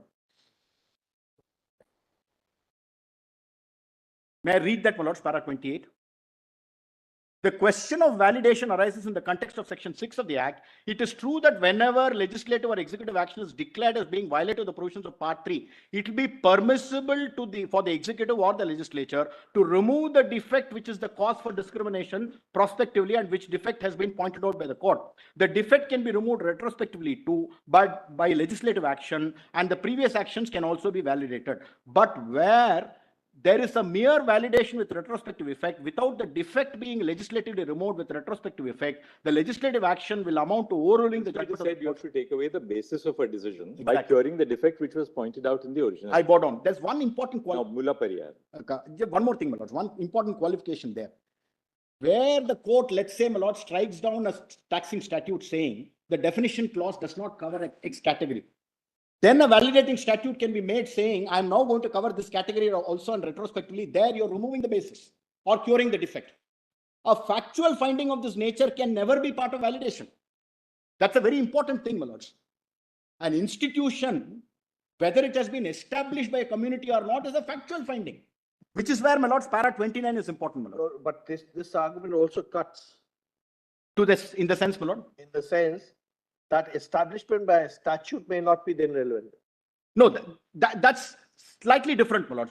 The point I'm You making. are right. When you argue this, that in order to see who had established the institution, you'll have to go to the promoters or the persons behind, the founders. Then you cannot argue also that the establishment is by the act of the parliament. No, there, my lords, it's one thing for the parliament to amend in the absence of a judgment. It's something totally different. The moment there is a judgment interceding, which returns factual findings and becomes final and binding on parties, thereafter, my lords, parliament cannot step in. That's where the important qualification comes, my lords. One, a factual finding, can it be subject matter of validation? Number two, once there is a factual finding, which is a subject matter of adjudication by the judicial process, which is where, my lords, the importance of separation of powers becomes extremely relevant. Separation of powers, yes, the legislature has the power to undo acts which are held to be bad by removing the basis or curing the defect. But merely legislating to overcome cannot be done. Para 29, my lords, looks at that. Now, please come to Mulay Periyar. Same volume, 1033. 1033 at 1123.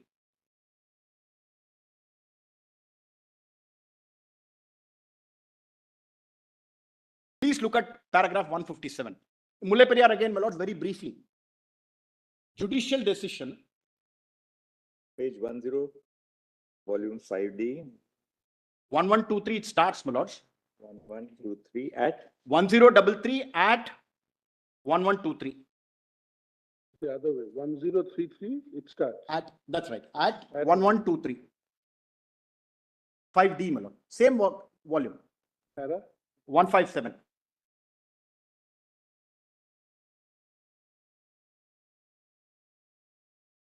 The question, may I read that, my lord? The question whether or not the legislature, my lord, this Suryakant has, my lord. Yes. The question whether or not the legislature has usurped the judicial power or enacted a law in breach of separation of powers principle would depend on facts of each case after considering the real effect of the law on a judgment or a judicial proceeding. One of the tests for determining whether a judgment is nullified is to see whether the law and the judgment are inconsistent or irreconcilable so that both cannot stand together. In what we have already discussed above, it's abundantly clear that on the one hand, there is a finding of fact determined by this court on hearing the parties on the basis of the evidence materials placed on record in the judgment of this court in Mullaperiyar Environment so-and-so, and on the other, in the 2006 Amendment Act, the legislature has declared the dam being an endangered one and fixed the water level in the dam at B on page 787, the next page, Placidum B. Placidum B. The Yes. impugned law is a classic case of nullification of a judgment simpliciter. Yes. As in the judgment of this court, the question of the safety of the dam was determined on the basis of materials placed before it and not on the interpretation of any existing law. And there was no occasion for the legislature to amend the law by altering the basis on which the judgment was. I bowed on. That's what you are. This is precisely what I wanted to highlight. But in this case, this legislature, the parliament amended the law. No, on a factual aspect found by the court. That's where, my lords, the distinction. They amended the law. Yes, you can argue as far as the finding of fact, who are the people behind or founders of the university? If there is a finding recorded in Basha, that could not have been changed by the parliament. That's the whole point, my lords. On establishment, the clear conclusions in Bacha are threefold. I'm not on administration. Administration part has not been touched at all by the 81 Amendment, as what fell from the Chief Justice. Therefore, that's something entirely in favor of our argument. On establishment, three important things, my lords. The finding is that it is by an act of legislature. One, by looking at history. Number two, it specifically says, my lords, there was an option available to put up a university with the rider that if you did that, you were not assured of recognition of degrees by the then government. Therefore, you chose the route of having a university being established. And third, the societies which formed the basis or the beginning or the genesis, they were extinguished. In fact, one point allied to that I want to say, my lord, is part of my submissions on the third point. There are at least 2-3 legislations where the expression used is where the antecedent bodies are conglomerated with the new body which is created by the statute. Give me the page number. Page 31 of 2P, my additional submissions, I've given that example.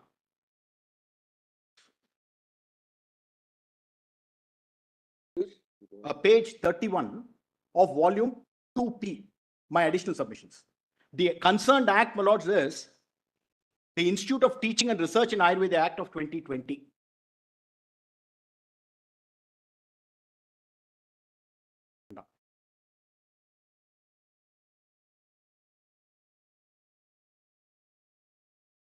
Section 3, my lords, anteceding institutions. 2 is the declaration of the parliament that's an institution of national importance. That's at 33.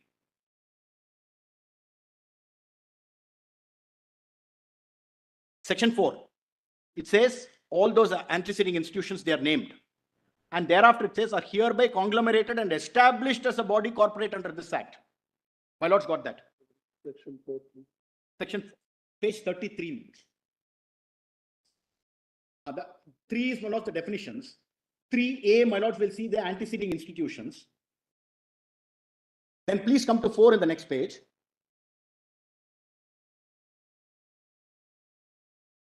There, please see 4.1.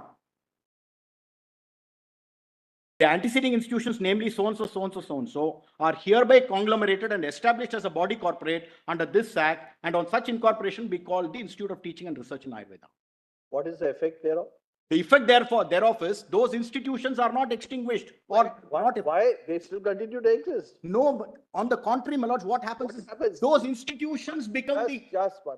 What happens on amalgamation? Amalgamation, there is a fusion of both entities in terms of company law. Similarly over here, Yeah. similarly over here, these earlier institutions get submerged and become part of the main institute. There, the response is this, my lord. Yes, the legislation has, in this case, used the word dissolve, but the legislation could have realized we use the word wrongly, and let's change that word. No, there, in Just fact, like established also. no, in fact, in the case of AMU, the draft bill of 1911 used the expression amalgamation. That was removed. That's the next point I wanted to highlight, my lords. Please see, compare. I've given a table of the 1911 draft and 2020 Act as ultimately, 1920 Act as ultimately made. Please come to page 5 of the same volume, 2P. Please look at that, my lords. There's a tabular column we have given.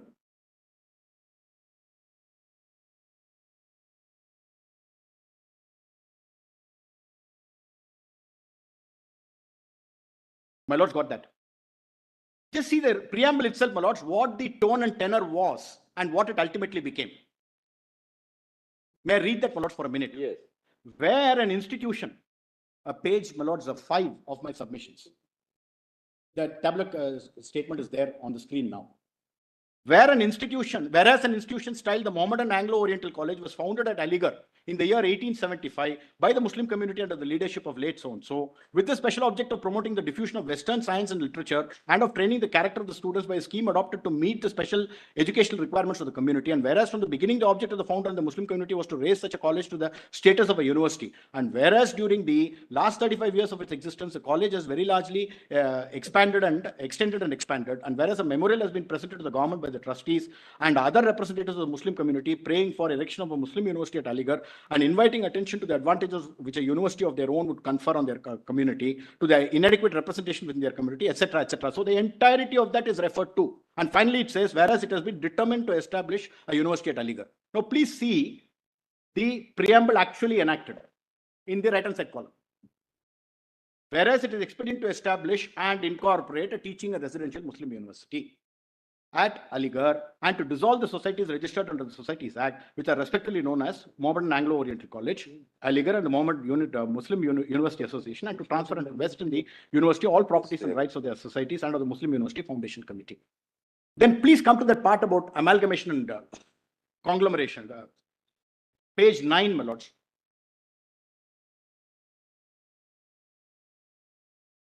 Section 29 in the draft. Page 9 भैया. 9, my lords. 10 पे गए. Section 29, left-hand side column. Amalgamation of MAO College, Aligarh with the Muslim University. Okay, amalgamation of. My lords got that. Yes. On and after the date of establishment of the university, the MAO College, Aligarh shall cease to exist as a separate corporation and shall be incorporated to the university, and all property, movable and immovable of every description, etc., etc. And all rights and powers and privileges are immediately before the establishment belonging to or were vested in the college shall by virtue of this act, without any conveyance, assurance, or other instrument, be transferred to and become vested in the university for all estate and interest therein respectively of the college, and shall be applied to the objects and purposes. As distinguished from that, so the amalgamation is what is envisaged. Please see on the right hand side column. Amalgamate, it says incorporated into. Yes. Yes. Now section 4 talks about dissolution as passed. Right. Very significant in my respectful submission.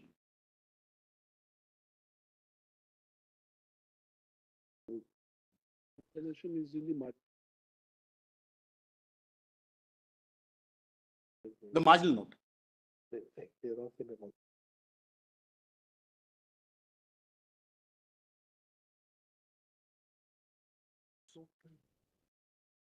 Two things, my lords, I'm left with now.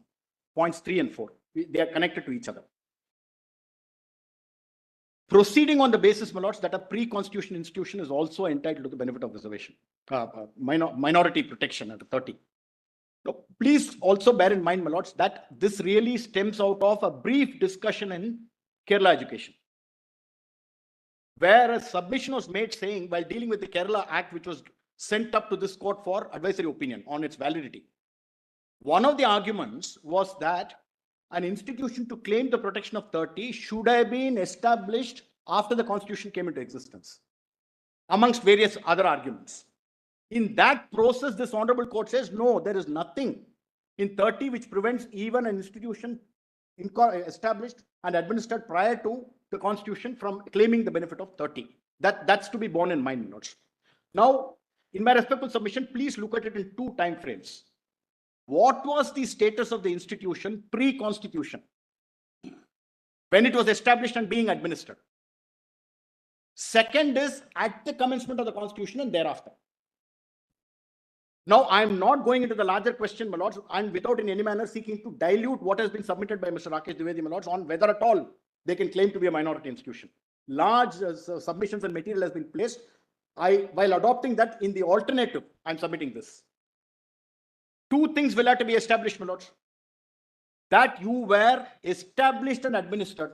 I am proceeding on the assumption that it's a minority. And that therefore they can claim to come within the ambit of 30. That's why I'm saying it's in the alternative. Please do not take it as diluting what has been argued on the question of minority status itself. The submission is, you ought to have been established and administered prior to the constitution.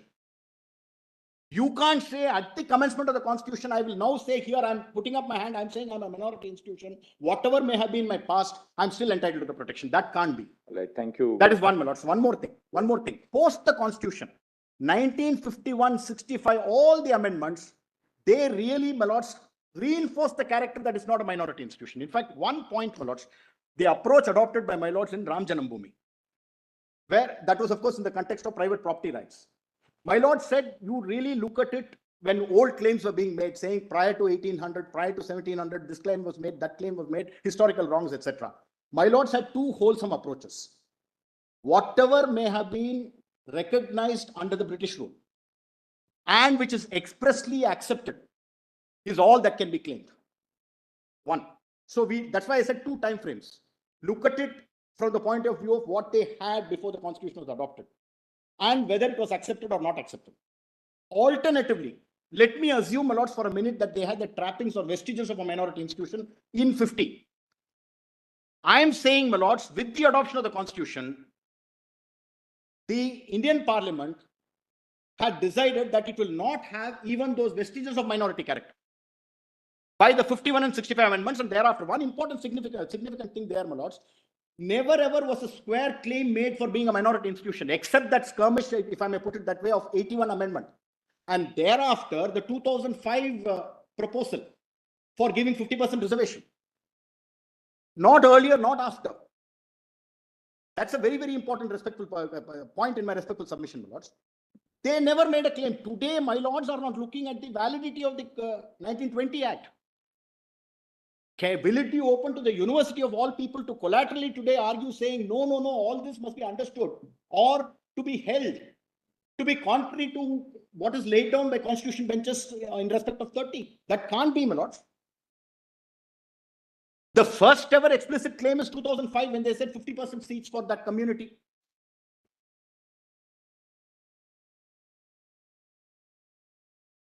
Please look at it from that viewpoint. And post-constitution also, my lords have said in Ram Janam Bhoomi, it is for the new sovereign to decide how to treat a particular right. I've given those page numbers, my lords, in my submissions. Volume 5D, my lords.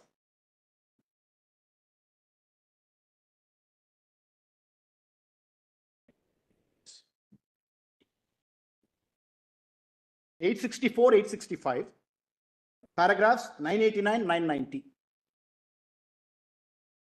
But how that principle apply here? The principle applies here in this manner, my lords. Prior to the adoption of the constitution, the imperial government never treated them as an institution which belongs to a particular community. One, it was on the contrary. That's an argument from both sides that status has to be determined first in 1920. Correct. And then it will have its reflection as on the date when Constitution came into Exactly. in Article 30. That's right. And the second, therefore, 989, 990, my lords, and 997. My lords' decision in Ram Janam Bhoomi, where alternatively, my lords have also said, it is open to the new sovereign to either accept or not accept. Therefore, you look at it in any view of the matter. Look at it from the standpoint of what they had prior to 50. what the legislature, imperial legislature gave them or did not give them. Or assume for a minute they had some trappings at the commencement of the constitution. Entry 63 list 1, 51, 65, and the actual practice in the institution. 2005 is perhaps the first tangible claim of status. That point you have made. Thank you. Then, my lords, one last thing and then I'm done. I'm obliged, my lords, for a patient hearing. Their submission on 30, please have a look at Dr. Dhawan's submission. Just have a minute, my So lord. what's on the that. point that you're making? The point I'm making is this. The submission appears to proceed on the basis that it is enough if it is shown that it's the minority community which is involved. The establishment and administration are the consequences of that status. Please have a look at that formulation, my lords. In my respectful submission, it amounts to begging the question. Please look at it, my lords. It's a little important because one of the key ingredients of their attack on Aziz Basha is on that. Please have a look at that, my lords. Page, give me the page. 2A. 2A, my lords, page 73. Page 73, 2A, my lords. 1A, 1A, I'm sorry. 1A.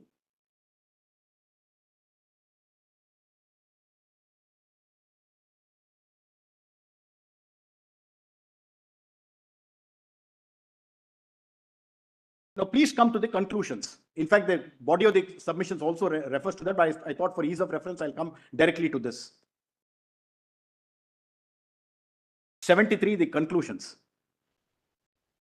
Aziz Basha, my lords got that, is internally contradictory in its reasoning on facts and law. 9.2, Aziz Basha failed to recognize that the word establish and administer are not preconditions to define a minority. I read their institution, it's not found there, my lords. Otherwise, it won't be complete. Preconditions to define a minority, but the consequential rights that flow from such recognition. The ingredients of the right that flow from 30 have been stated by TMA Pai at para 50 and other decisions.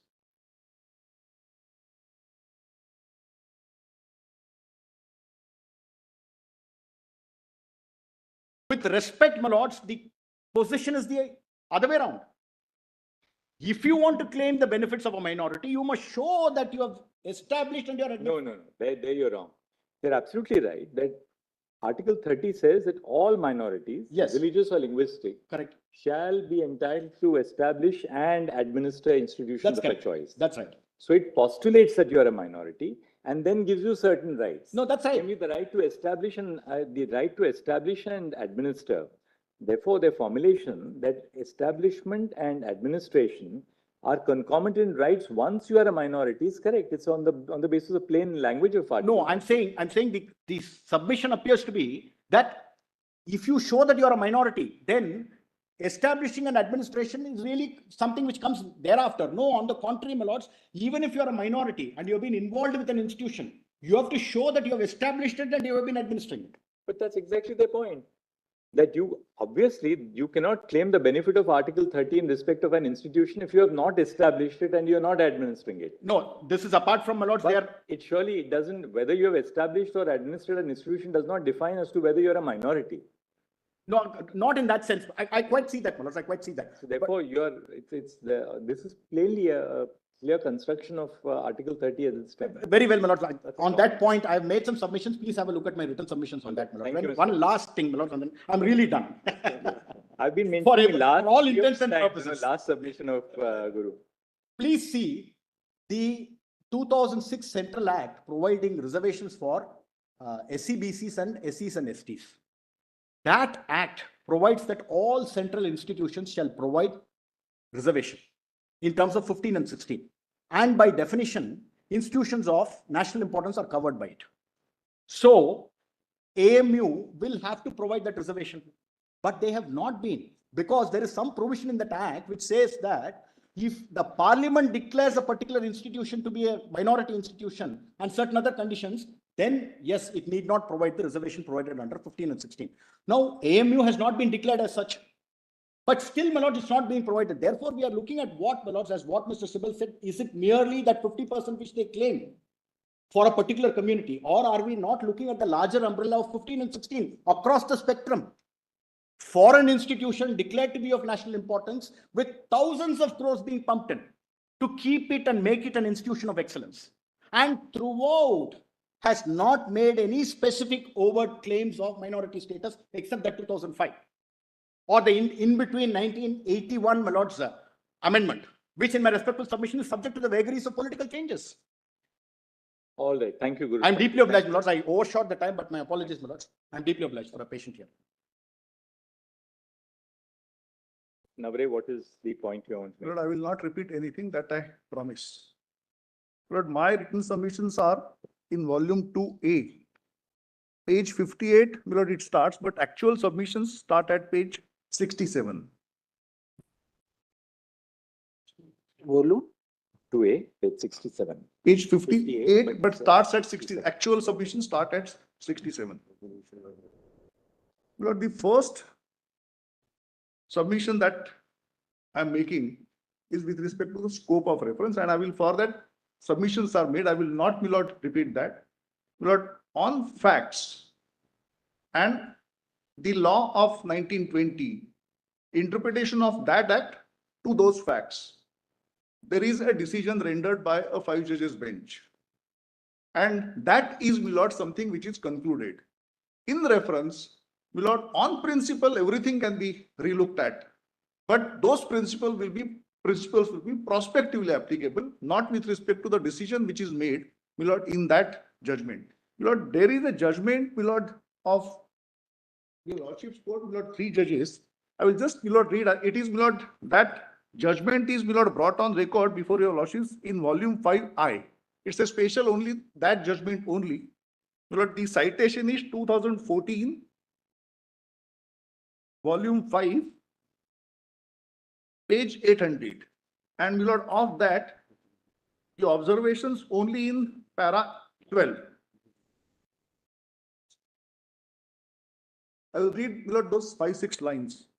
Reference of a case to a larger bench necessarily has to be for a reconsideration of the principle of law on which the case has been decided and not the merits of the decision. The decision rendered by any bench is final inter partes, subject to the power of review and the curative power. Any other view would have the effect of conferring some kind of an appellate power in a larger bench of this court, which cannot be countenanced. So, my lord, this is what I am relying upon for the first proposition. My lord, the second submission that I want to make, my lord, is with respect to the, my lord, in my written submissions, I have used the term dangers. My lord, your lordship may read it as the pitfalls. Dangers in accepting the independent status of the AMU as a minority institution. My lord, 69, my lord, page 69, that, my lord, caption is there. Dangers in accepting the independent status of the AMU. Dangers in the sense, not, my lord, political sense or, my lord, social sense. Purely legal sense, my lord, that's, my lord, my submission. My lord, the first thing, my lord, for that, my lord, for appreciating this submission, your lordships will have to, my lord, will have to bear in mind that entry 63 in list 1 takes care of the AMU as an institution of national importance. If AMU, my lord, is conferred or recognized to be a minority institution, my lord, the parliament will be robbed of the powers, my lord, conferred under entry 63. My lord, the wide nature of power that the parliament possesses, my lord, under entry 63 will be, my lord, curtailed if, my lord, it is recognized as a minority institution. Other than 2 institutions. I'm sorry, my lord. Other than 2 institutions. Yes, ma'am. That will be undermining the authority of the parliament. My lord, conferring or recognizing the status of a minority institution will virtually taking away the powers of the parliament under entry 63, or, my lord, diluting those powers. And while interpreting 1920 Act or any act of the parliament, my lord, the court should avoid the interpretation which will result into undermining the authority of the parliament under entry 63 or any other entry. So, my lord, this is first danger that, my lord, needs to be seen in recognizing the minority status with respect to the AMU. Second, my lord, since, my lord, parliament attempted to do that by way of 1972 amendment and 1981 amendment, Lord, that also cannot be allowed to be done by the parliament because parliament virtually will be abdicating its responsibility under entry 63. Entry 63 gives a wide power, and the moment the parliament tries to, my lord, give that status to one of those institutions, my lord, as a minority institution, parliament virtually will be accepting certain restrictions on the legislative powers under entry 63. That will amount to abdicating, my lord, the responsibility which is conferred upon the parliament under entry 63. And, my lord, that's why, my lord, your lordship put a question to the learned solicitor, can you argue this? I don't know, my lord, I need not answer that. But, my lord, Union of India cannot do something which will result into abdication of or undermining the authority of the parliament. This is second submission. My lord, if AMU is a creature by a special statute, it is, my lord, and my lord, funded almost entirely by the government. It is a state under Article 12. Lord, if it is a state under Article 12, then, my lord, it can't do something which a minority institution will be entitled to do. My lord, my learned friend Mr. Guru Krishna Kumar, my lord, pointed out in the last submission that scheduled castes, scheduled tribes, reservation, etc., will not be applicable to minority institution. That's, my lord, what the Act provides for. Virtually, my lord, though it is a state, and, my lord, bound by, my lord, mandate of Articles 15, 16, it will not be, my lord, liable to do that only because it is recognized as, it's a conflict which will arise as a result of that. So, my lord, this is my third submission with respect to the dangers of, my lord, recognizing or conferring a status of a minority institution on AMU.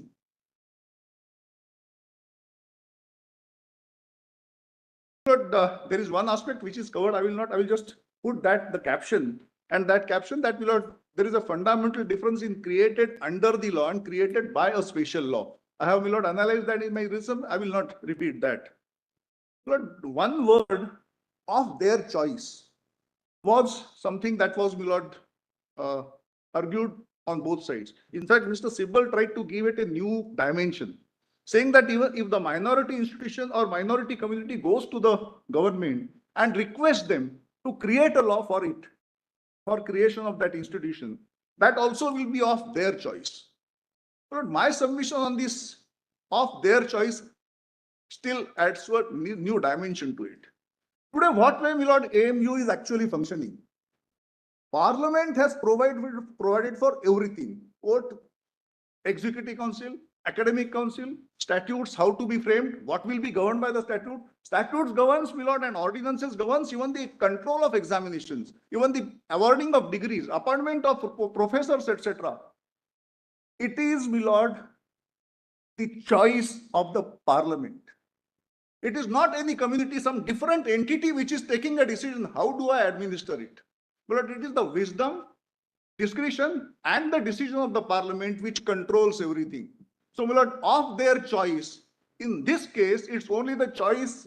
Therefore, I said discretion, wisdom, and the decision of the parliament, which actually, my lord, is the manner in which the institution is run. So, my lord, this is of their choice, my lord, therefore, will not be available in case of an institution like AMU, which is a creature under the statute.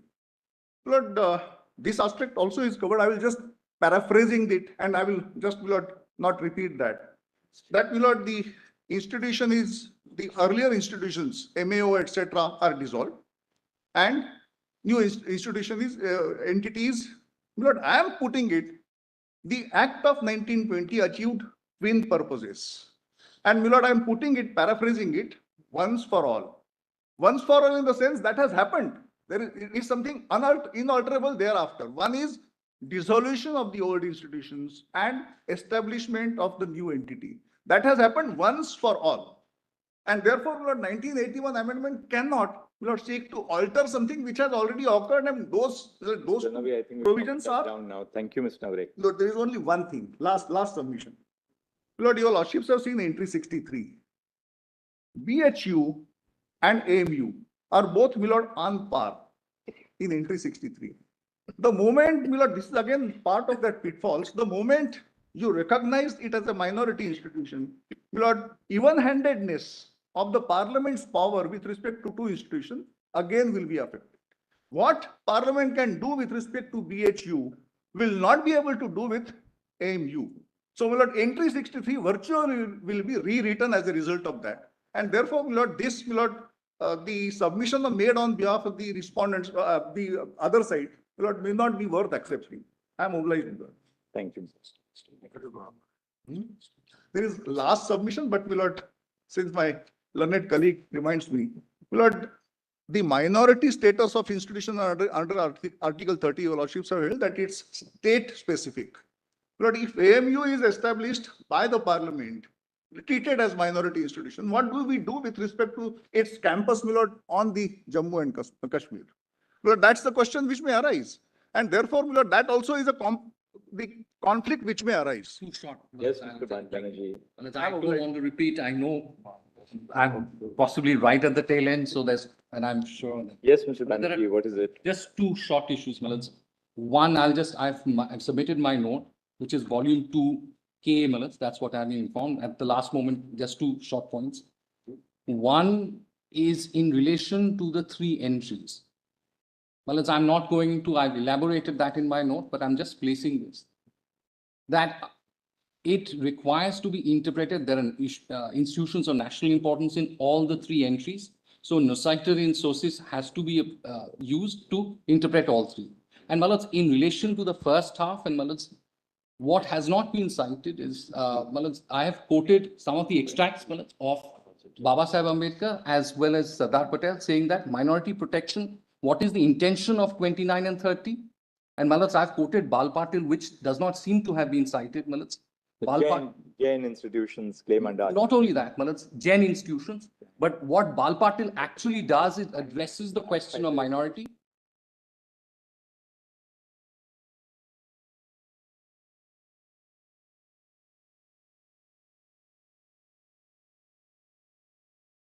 Malaz, only at the end, Malaz, will recall, if my lords have gone through Bal Patil, Bal Patil deals with the history of how minorities are formed.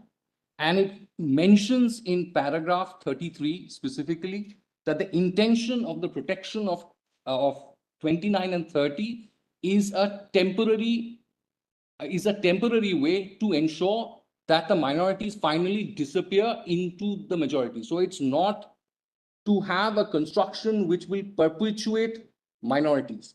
Now, what we are doing in the present case is if we say that the state can create such minority institutions and so on and so forth, it would effectively go against the intention and objective of the interpretation of, and Bal Patil, my lords will recall, it's a 3-judge bench, and my lords, I can project it, or para 33 if lordships are willing to bear with me and read the paragraph 33. My lords. It deals in great detail as to the history of, if lordship allows me to place that, my lords, I think Bal Patil would be relevant, my lords. My lords, All right, para 11. We'll have a look at it. Malaj, I only say this, para 11 and para 33. 11 and 33. Obligements. Malaj, that's part of my note which I have enclosed. Thank you, Mr. Banerjee. Obliged. Yes, Mr. Potteraju. Lordships, my submission is on first principles. The original provisions of the Constitution had Article 12, 14, 15, 28, 29, 2, as well as entry 63 as one scheme. There is a new sovereign, the people of India, who gave them this constitution. They chose to elevate certain institutions which were established by an enactment prior to the constitution coming into force and have conferred certain rights on the citizen of this country to have access to education in institutions under 29(2). The institution in question, the Aligarh Muslim University, was a 29(2) institution in which all the seats were available to the citizen of India until 2005. So for the first time, the citizen of India have been deprived only on the basis of their religion, access to admission, consideration for admission on merits in the case of PG medical seats in 2005.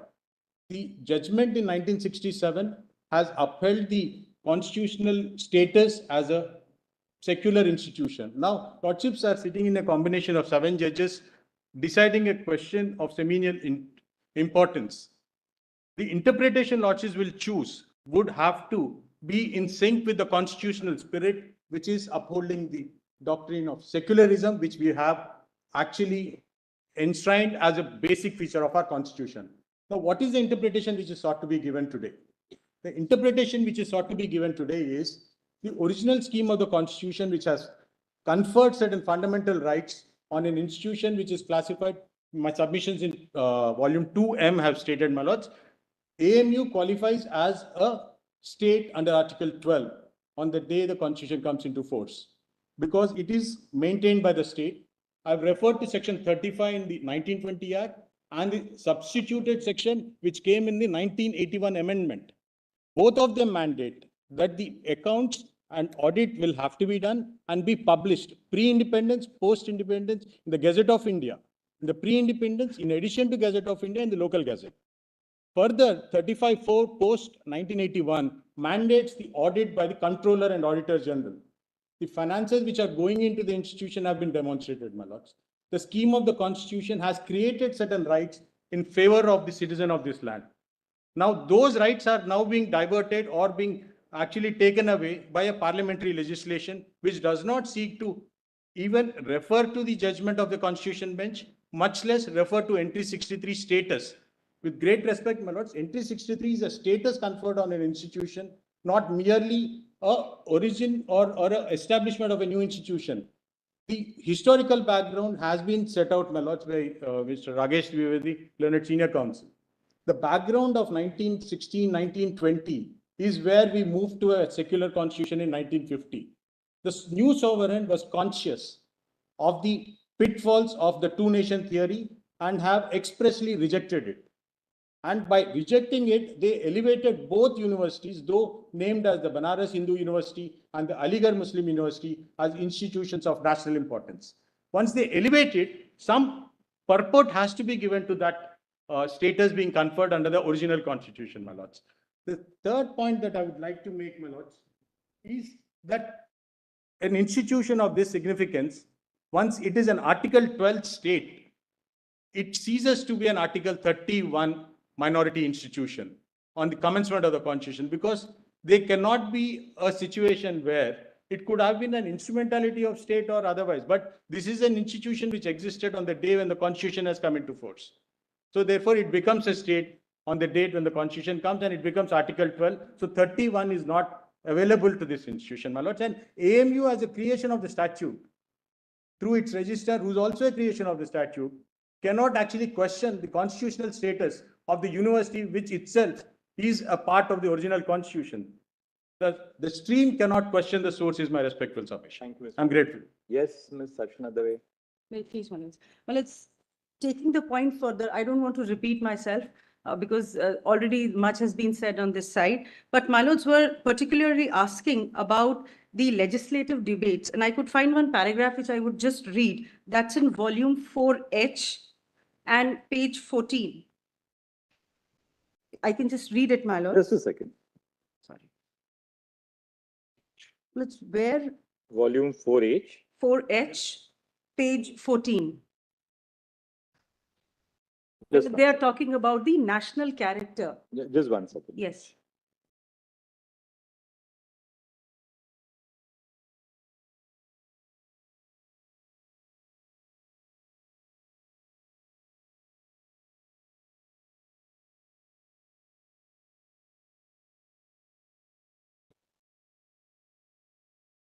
At page 14, page 14. first column, down left. This is the 81 amendment. Yes. Sorry, 60. Yeah, because Justice No, my Chagla. lords, 61, my Chagla was lords. there. Additional compilation of legislative debates, page 14. My lords have that. First column, second column. First column, down right, left, It starts like this. MC Chagla. Aligarh University is a national institution, an institution MC of Chagla, right? Yes. The last paragraph, left column, Aligarh, my lords have it. Yes.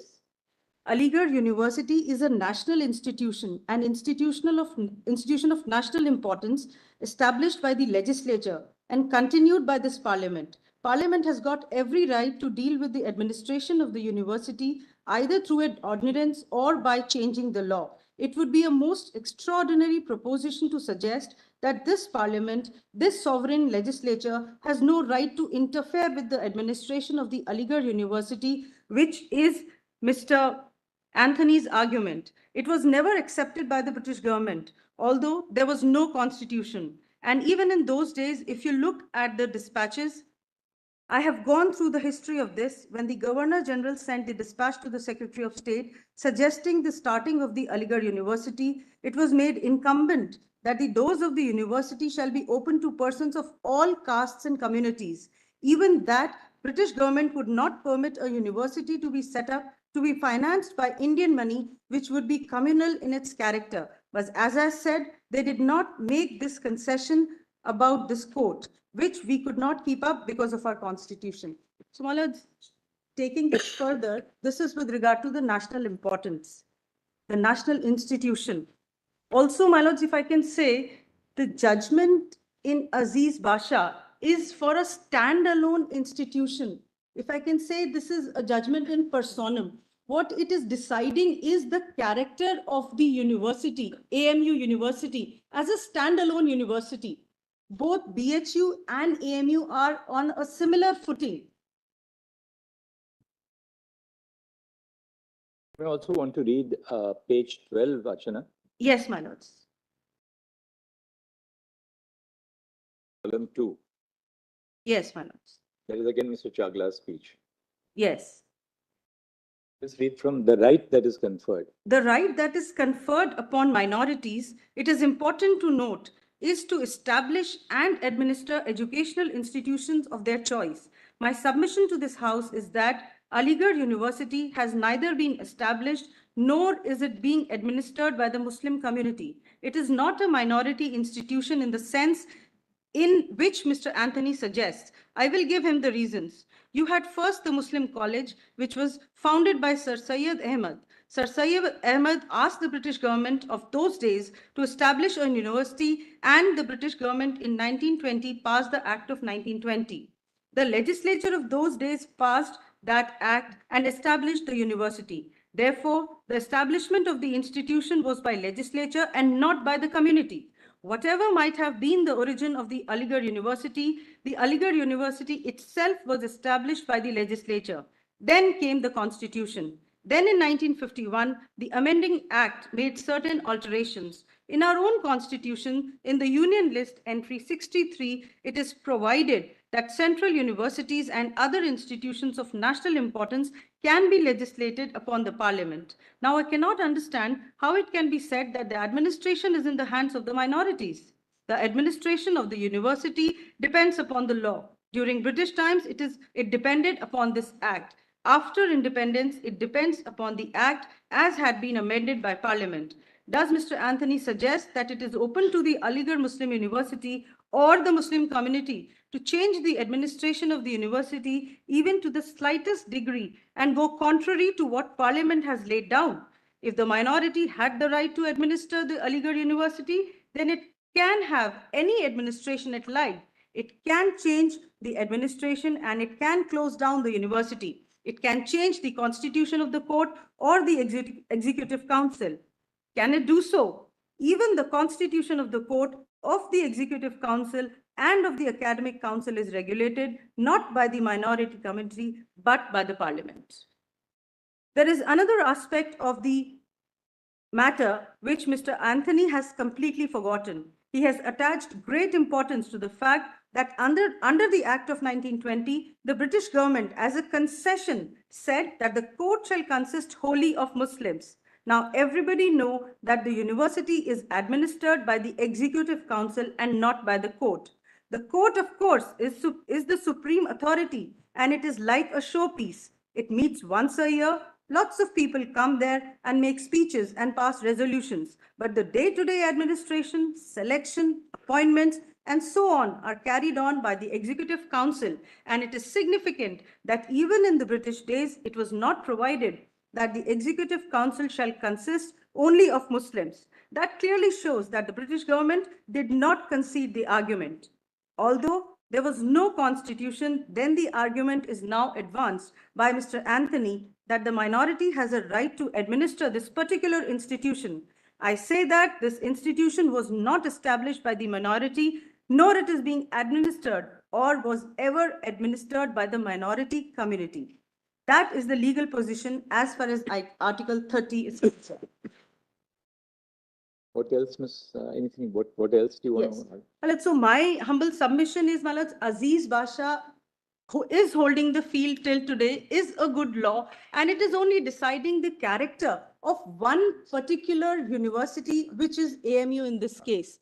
Well, it's the Parliament by the 1981 Amendment Act brazenly tried to overrule Basha's judgment, which it could not have done, my lords. I'm so deeply obliged Thanks, Ms. for Dave. Thank you. patient hearing. I get just 2 minutes I'm appearing for the National Commission for Scheduled Castes. Because Mr. Yogeshwar had filed the written submissions.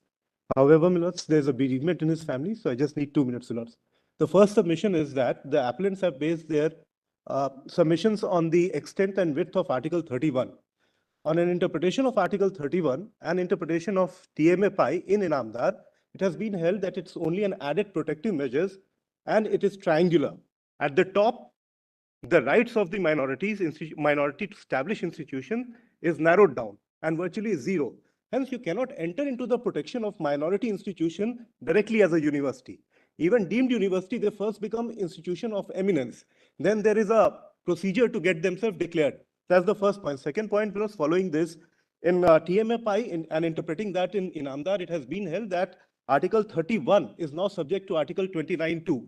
Once the field on any seat of any institution is occupied by 29(2), and because it is a superior right, it cannot be relegated back to an Article 31 seat. Because just 60 seconds more.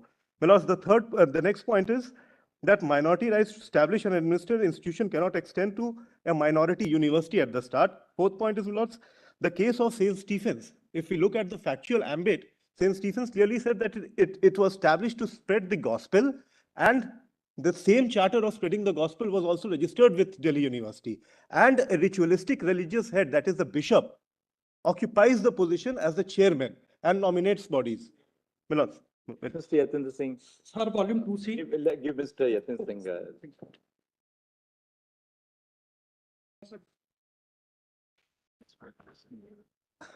Your Lordships granted me 5 minutes. Probably I cannot finish in 5 minutes. Tell us what the point is. Of course, we'll hear. Yeah.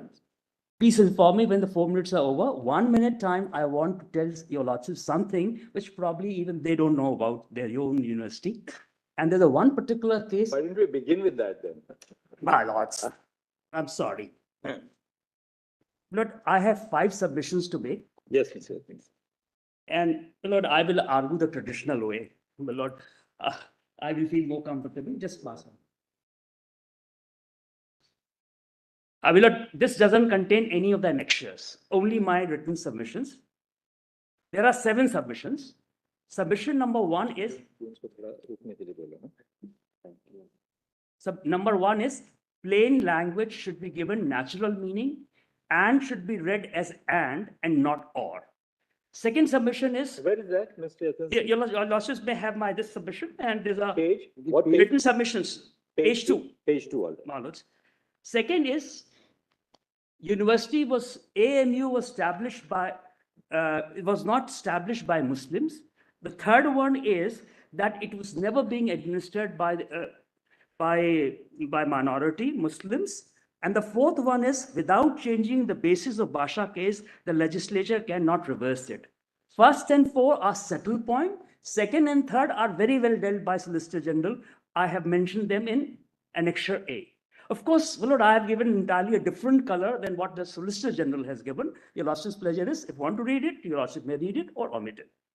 Now, Lord, I come to the 5th point. What is the meaning of the word minority? Mr. Dwivedi has elaborated a lot. I must confess, it is a very novel way he put it. And your Lordship will deal with it, the treatment that it deserves. But actually, to my mind, minority in Article 30 does not mean numerical minority, which is the general trend of this court. It means electoral minority, a minority that cannot affect any elections. Like take up the case of Zoroastrians. But it will vary from constituency to constituency. There may be some constituencies where you can certainly affect the elections. But Your Lordship, So do you look at it at the whole statewide level, the Your Lordship, just permit me to just complete this point, then ask. Otherwise, I just want to finish within 5 minutes. Yes. I want to finish it. Yes. We will continue after lunch.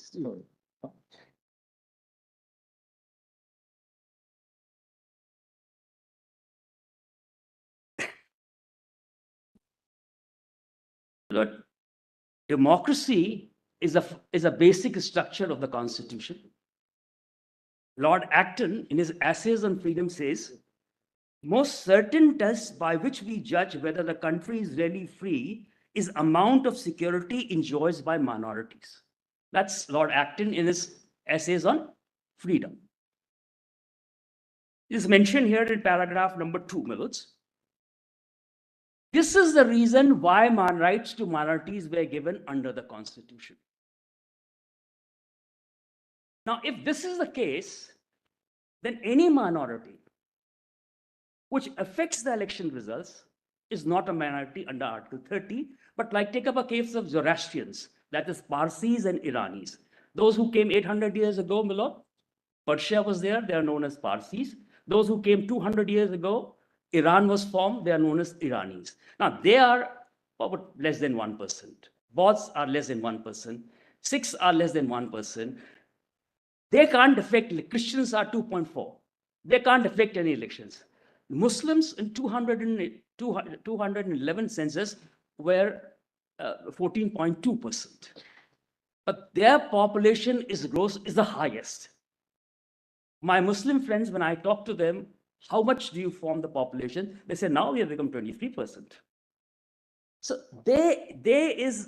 Muslims as a minority affect the elections. And that is the lot, if Bhindawale was a creation of Mrs. Gandhi, then Owaisi is a creation of BJP.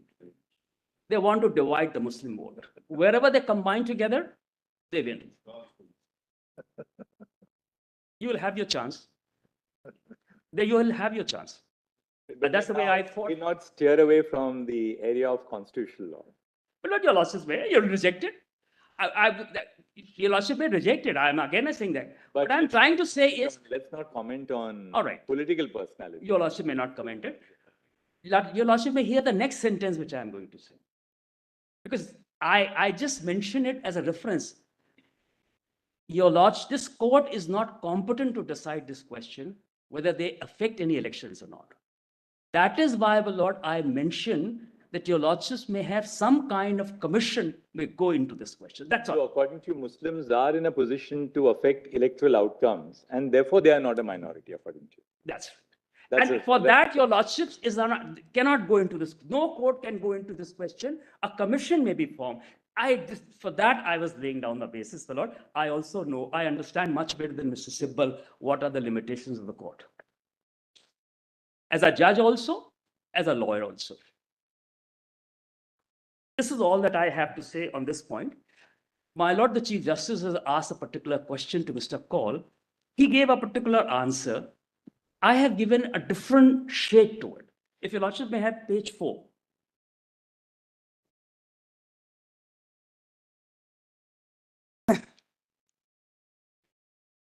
Paragraph 4. I'll just read it.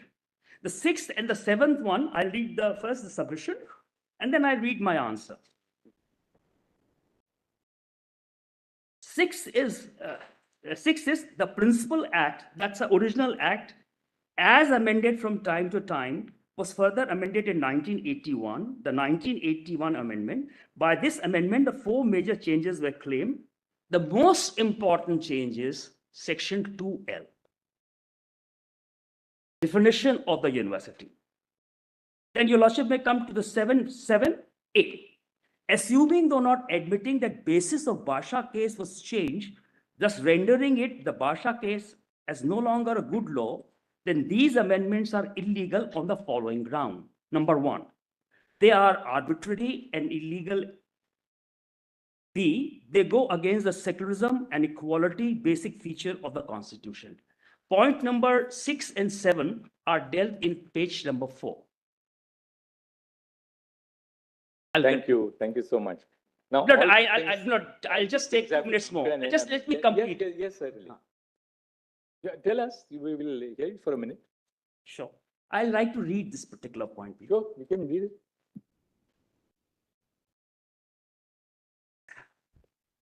Which point, Mr. Page 5. Page 4. Page 4. Look, I'll take 5 minutes more in case your lordship can give me just 5 minutes more after the. All right. Seeking 5 minutes, then we'll take on reading it. Yes. 6 and 7. Yes. In Basha case, it was held that AMU was established by the Principal Act. Kindly see the second submission on Annexure A. This finding cannot be reversed unless the basis is changed. This can only happen if the status quo ante or the way the things were before the Principal Act came into existence happened. In other words, the Principal Act is repealed and administration as well as properties are reverted back to MAO. Declaration in section 2L, broadly providing the university to mean educational institution of their choice established by Muslim, is not inserted with retrospective effect and is pure fiction. As in Haddock and Haddock, that's a dissenting opinion of Justice Holmes, which later on became the majority opinion. Fiction always is a poor ground for changing substantial rights. It's a dissenting opinion, but some words of wisdom. Then you'll also come to the next page. There is no change in the basis for decision in the Basha case. The legislature cannot reverse it. Section 2L providing artificial definition to the word university is arbitrary. An arbitrary statute provision violates Article 14 and 16. I mentioned number of acts, but Lok Prairie case is the best case for all. Then secularism and equality are the basic feature of the Constitution. I have cited Justice P.B. Gajan Gadkar. Probably this book is not there with your Lordship library. I have the book in case your Lordship wants it, though I have annexed the relevant pages there. Then there is Austin Gravelka quotation. I don't want DC. There's a very good book by Justice Cheddappa Reddy, where he talks about secularism was not part of the Constitution. Was nowhere mentioned in the original Constitution, but how it was part of the Constitution. That's what he said. And the crux of all this is Indian secularism respects all religions. It does not favor any particular religion. Once you establish the institution for a particular religion, it violates the basic principles of equality, secularism, Article 15. Now, this is one particular case was not mentioned precedent. Let me explain this and then I'll finish. It was yesterday my young team suggested to me to put it there. You also must have read Spider-Man comics in your childhood. Spider-Man has a kind of a toy. From here, he can throw this web. Now, this was subject matter of patent dispute. It went up to Supreme Court. The Supreme Court was, US Supreme Court was asked to reverse a decision which they have already taken. What they ended up saving, the advice of Uncle Ben to Peter Parker. With great power comes great responsibility. Will it be your Lordship's pleasure? And they did not overrule it. That case was 51 years old. Here it is 55 years old. Kindly read what the US Supreme Court. But they overruled Roe versus Wade. Your Lordship will read it here. I will read, which is in my favor. Dr. Rajiv Dhawan is a very competent lawyer. He probably I personally rate him as somebody who knows the law, there's no other person who knows as much law as Dr. Rajiv Dhawan. I have a great fascination. I grew up doing a hero worship for Rajiv Dhawan. He used to live very across the road. Hero worship for him. I'm embarrassed. No, Rajiv, you are undoubtedly one of the greatest advocates India has seen. Thank you. Your Lordship, we'll have a look at it. Huh? We'll have a look at it. Thank you. Can I read that particular line? No, we've seen that judgment, yes. And just one more. Look, one more incident I'll try to tell your Lordship. That will bear in mind. They're not 30 seconds I'll take. But Andre Vail was the greatest mathematician of last century. He was impressed by Gita. And during World War, when all the scientists were running away, he was a Jew. He came back to India. Schrodinger was supposed to come to India. He got appointment at Allahabad University, and he got, unfortunately, a professorship in Aligarh Muslim University. Now, he was impressed by Gita. India was a land of promise. He wanted it to be, he always used to quote Gita. He used to take turn. There's a principle of equivalence. He says, there's a new avatar. Like Vishnu had 10 avatars, that's how he used to do. And unfortunately, he was trapped in AMU. Now, AMU had an atmosphere which was, say, let's say, put it, anti-Hinduism kind of a thing. And they tried their level best that you actually hear me. Look, there's some relevance. There's some relevance, otherwise I wouldn't have insisted. He went back. He left AMU, embarrassed. Had he been here, India would have been, AMU would have been Princeton. AMU would have been Stanford. And India would be producing one of the finest mathematicians, and we lost that. I'm obliged. Oh, yeah. Now, anything else that has not been said, we'll give you Yes, I have. 30 seconds. Yes. Sir, 30 seconds I will complete. Sir, volume 2C, page number 2, and I will highlight only 2 points of my written submission. And What is the point? Just say, tell us already. to consider the minority status of the Aligarh Muslim University under Article 30 of the Constitution, we have to examine, can an educational institution created by the Parliamentary Institute enjoy minority status under Article 30 of the... Mr. Sharma, this has been argued, repeated. Sir, let me, I am completing the chair, sir. Sir, please 1 minute. If the answer is yes. 50 बार यही हुआ है इसमें बहस इसी point पे आप. That's right, so that's why. Please 1 You are supporting that side. Sir, being an intervener, and as a respondent, any respondent can support. You are supporting the petition. You are supporting the petition. Yeah, sir. I don't think they require your support right now. You argue. Please 1 minute. Sir, I am only requesting you. Yes. Sir. Then there can be 2 ways. If an educational institution has been established for minorities under the Act, it should be declared a parameter for granting it minority status under Article 30 of the Constitution. If the spirit of creating educational institution by the Parliamentary Institute is for minority, it can also enjoy minority status under Article 30 of the Constitution. Okay. Now, the Aligarh Muslim University is the well-established fact is created by the AMU Act 1920 and passed by the Imperial Legislature. Let me say, when they used the word Muslim in the AMU Act 1920. Secondly, Mr. Surendra Banerjee was allowed to speak in that time in the debate as the representative of the Hindu community, and he praised and supported the bill. And also that time Governor General congratulated the Muslim community. Clearly the spirit of the act was in the favor of Lordship, I am representing respondent number 10 and 11. Originally, So that's why. fought for the reservation when the reservation was sought to impose by the ME. So, my lord, just I don't want to repeat anything, but I want to highlight one very crucial aspect. Kindly see, I discuss how the genesis of the AMU lies in the 1920 Act. If we started from the 1872, there were 2 groups, moderate called Wafadar Party and all. So, my lord, there were 2 prominent figures who were the part of the moderate groups. One was the Muhammad Safi, who tabled the bill. Page 43, volume 4C. It is specifically mentioned while tabled the bill, the Muhammad Safi said, the AMU, like the BHU, having the all India character. All India character means, your lordship, the national character. Second prominent figure was Dr. Maulana Azad, our great leader. He was present in the 1920, along with the Muhammad Safi, that group. Another group, of course, did not agree, and they started the Jamia. They passed the resolution Jamia in the Aligarh itself. He started classes there by occupying some of the classroom, and thereafter shifted to the Delhi, your lordship. Now the Maulana Azad, who was right in the 1920, also was in the Constituent Assembly, was the part of the Constituent Assembly. There has been argued. And he was also... You're not here all the time. We have been here all the time. And he was also in the 1951, as our first education, Mr. My lord, kindly see. Thank you. My lord, the legislative your lordship, kindly allow me just 5 minutes, nothing more. This side now. Just I upon you now. Your lordship,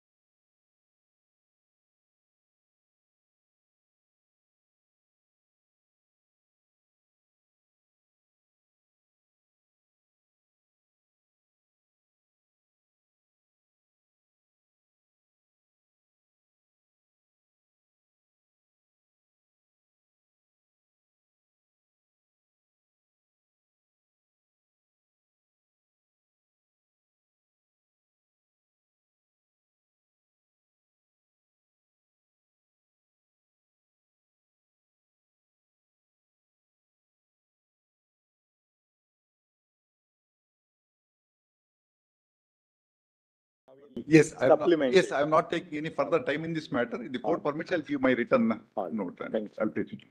Yes, Mr. ये ले लीजिए. Thank you so much. ये अपने appearances दे दिए हैं. Your Lordship, kindly permit me to, my Lord, Yes, Mr. Dhawan. I'm just taking my Yes, Dr. Dhawan. upload my additional.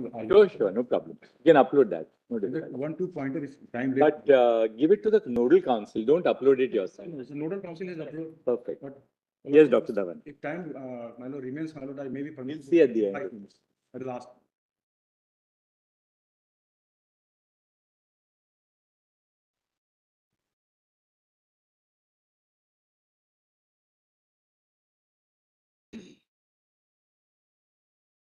Yes, Doctor. But on a point of levity, my lord.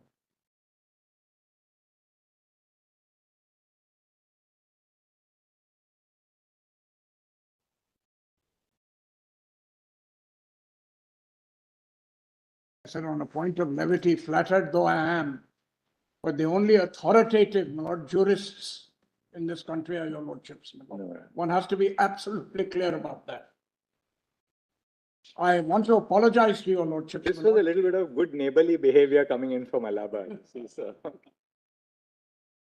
lord, I interned with Mr. Sibal and I told him, tell me how 500 pages can be reduced to 3. If you can teach me that, then I'm prepared. Otherwise, I'm not. So he gave me lots of briefs to read, my lord, and he is my guru. My lord. So this side, I don't go beyond that to Allahabad. My lord, I'm sorry that I've interrupted, my lord, and I apologize. There have been 2 views, my lord, given about me, my lord. One is that I come out blazing, with all guns blazing. The other I found, my lord, the other day was, Dr. Rajiv Dhawan was the other senior counsel who made his own detailed submissions with a melange of legal acumen coupled with passion, thereby exacerbating the attack. I think this is good. My lord. Now, my lord, kindly, my lord, 1F, my lord, if your lordships will. Yes.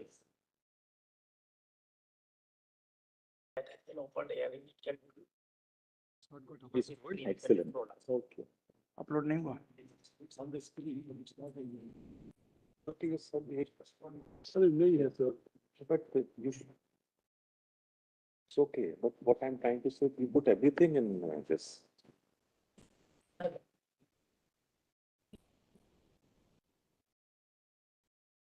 Is it uploaded, my lord? Yes. Lord, in my reply, there are some questions that fell from your lordships, my lord. The question of indicia, for example, fell from your lordships. The questions, my lord, of surrender versus continuity has been argued, and therefore I have to respond to that, my lord. National character versus and excellence. Therefore, my lord, I'll briefly take your lordships through all that. If your lordships will just see the index first.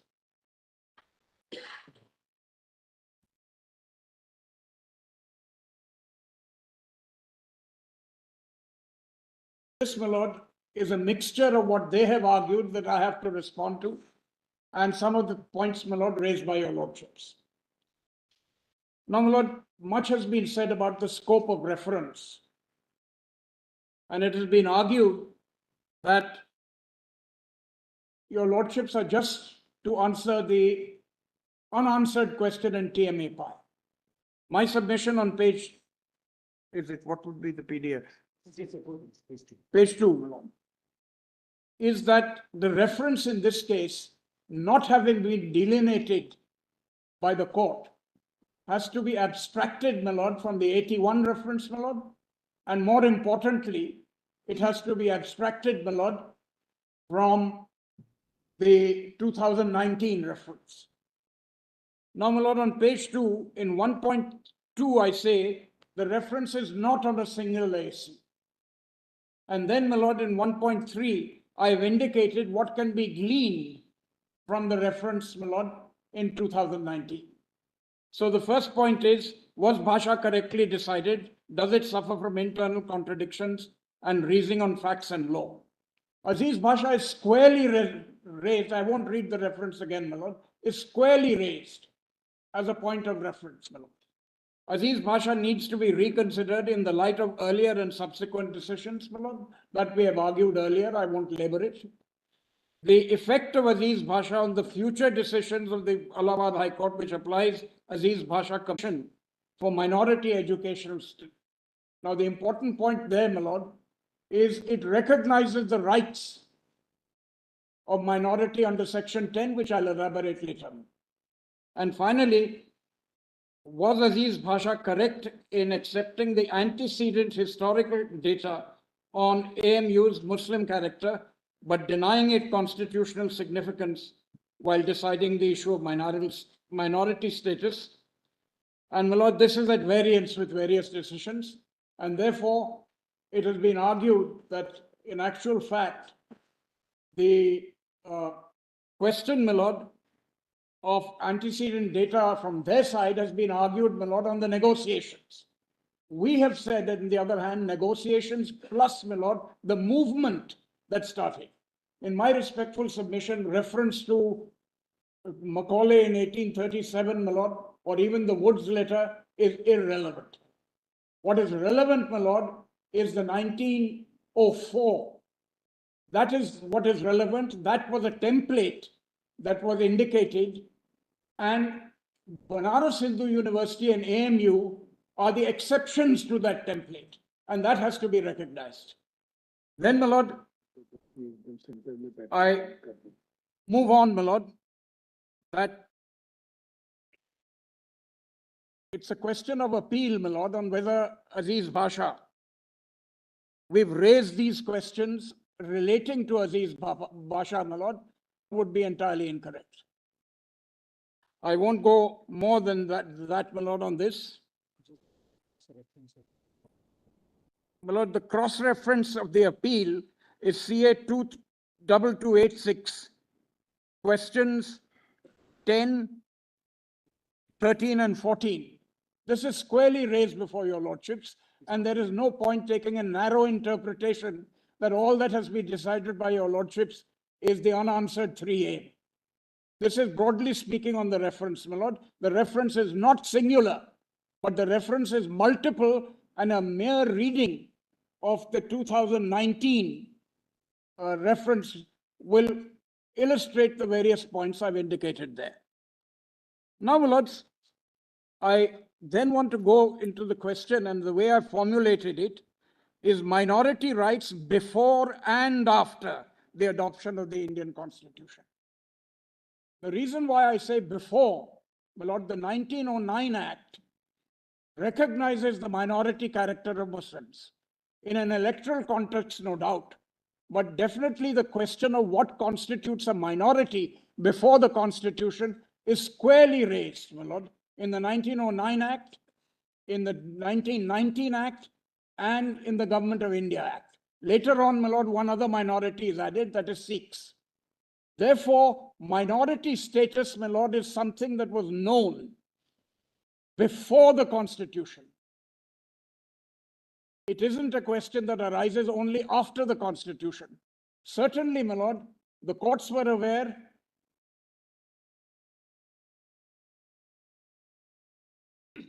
and the relevant provisions, my lord, of the particular statutes, my lord, I'll indicate later. After the Independence Act, my lord, there are 2 points that have been mentioned by your lordships. The first is the dispensation of Article 30. That's, my lord, an important, and the second is the dispensation of the UGC Act. Now, what prevailed, my lord, after the UGC Act, in essence, is also prevailed, my lord, before the Constitution as well. Had this minority character not been recognized, my lord, there would have been no partition of India. So coming up, my lord, from 1909 all the way to the Constituent Assembly debates, we see that the minority character is fundamental, my lord, to our understanding of what was there before the Constitution. Now, my lord, let me take my lords through that portion of my submission on page 6, my lord, PDF 6. I've indicated, my lord, in para 2.1 that the Indian Councils Act, 8 out of 27 elected members were reserved for Muslims. This is definitely an indication of the concept of minority before the Constitution. Then, my lord, the Government of India Act, I've indicated that in the upper house, out of 34 members in a 60-member house, 10 were to be elected by Muslim separate electorates and 1 member for the Sikhs. Then, my lord, in the lower house, out of 104 were elected in a 145-member house, 30 were Muslim constituencies and 2 were Sikhs. And then, my lord, the Government of India Act, the upper house out of 156 in a house of 260, that's 104 to the rulers of the Indian states, 104 were given, my lord, to the general electorates, 49 for Muslims, 6 for SC, and 4 for Sikhs, 6 for women, and 2 for Christians. Then finally, my lord, in the Federal Assembly, out of 250 seats, out of 375, Muslims got 82 seats, 24, my lord, at that time, and obtained nearly 30% of the 33% of the seats. The point I'm indicating to your lordships, my lord, when Nehru was asked in July 1946, will you yield the question of political representation? And he said, we'll do nothing of the sort. And that is the term that takes place, which leads to partition. So the issue was fairly and squarely there. After the Constitution, your lordships will just have a look, my lord, at 2.2 on page PDF 7.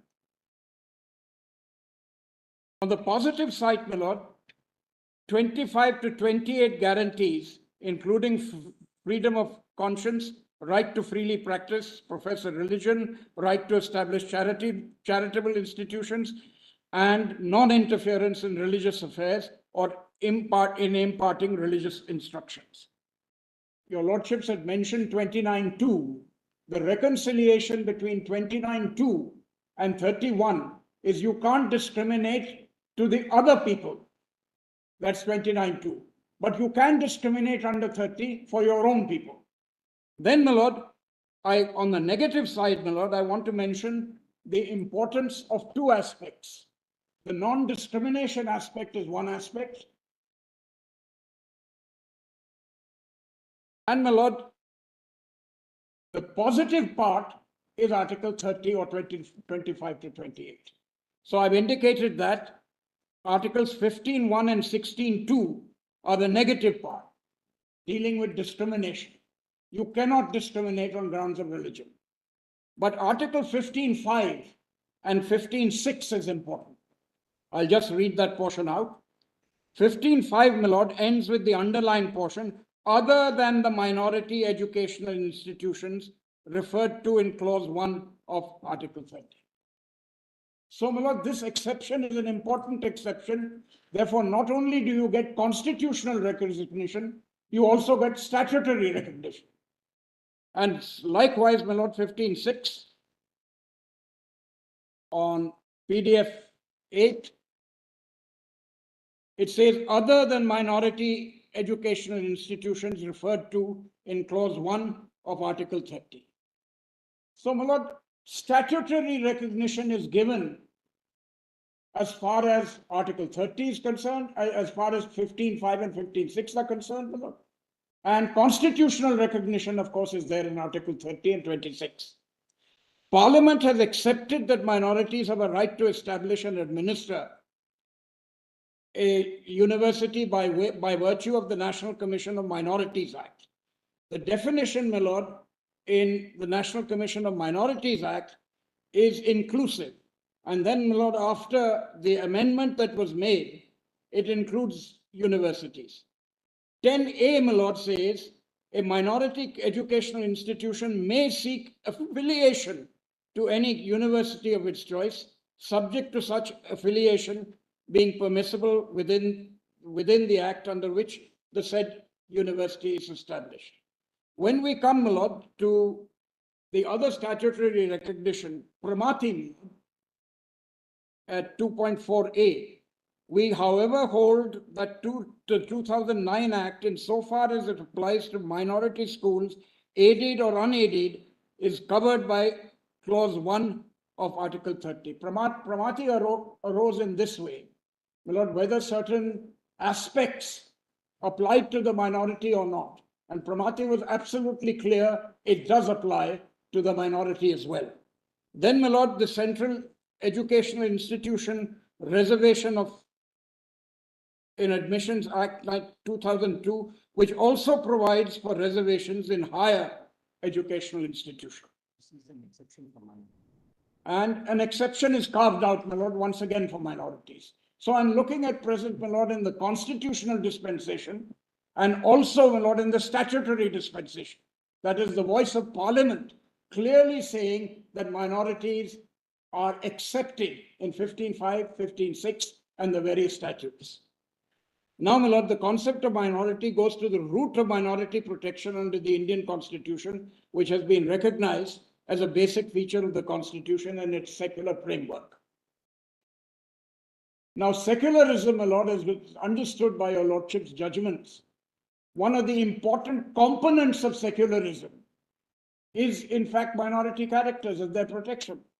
Now, my lord, in Pramati, a very interesting point was made by quoting, my lord, the former Chief Justice Sikri.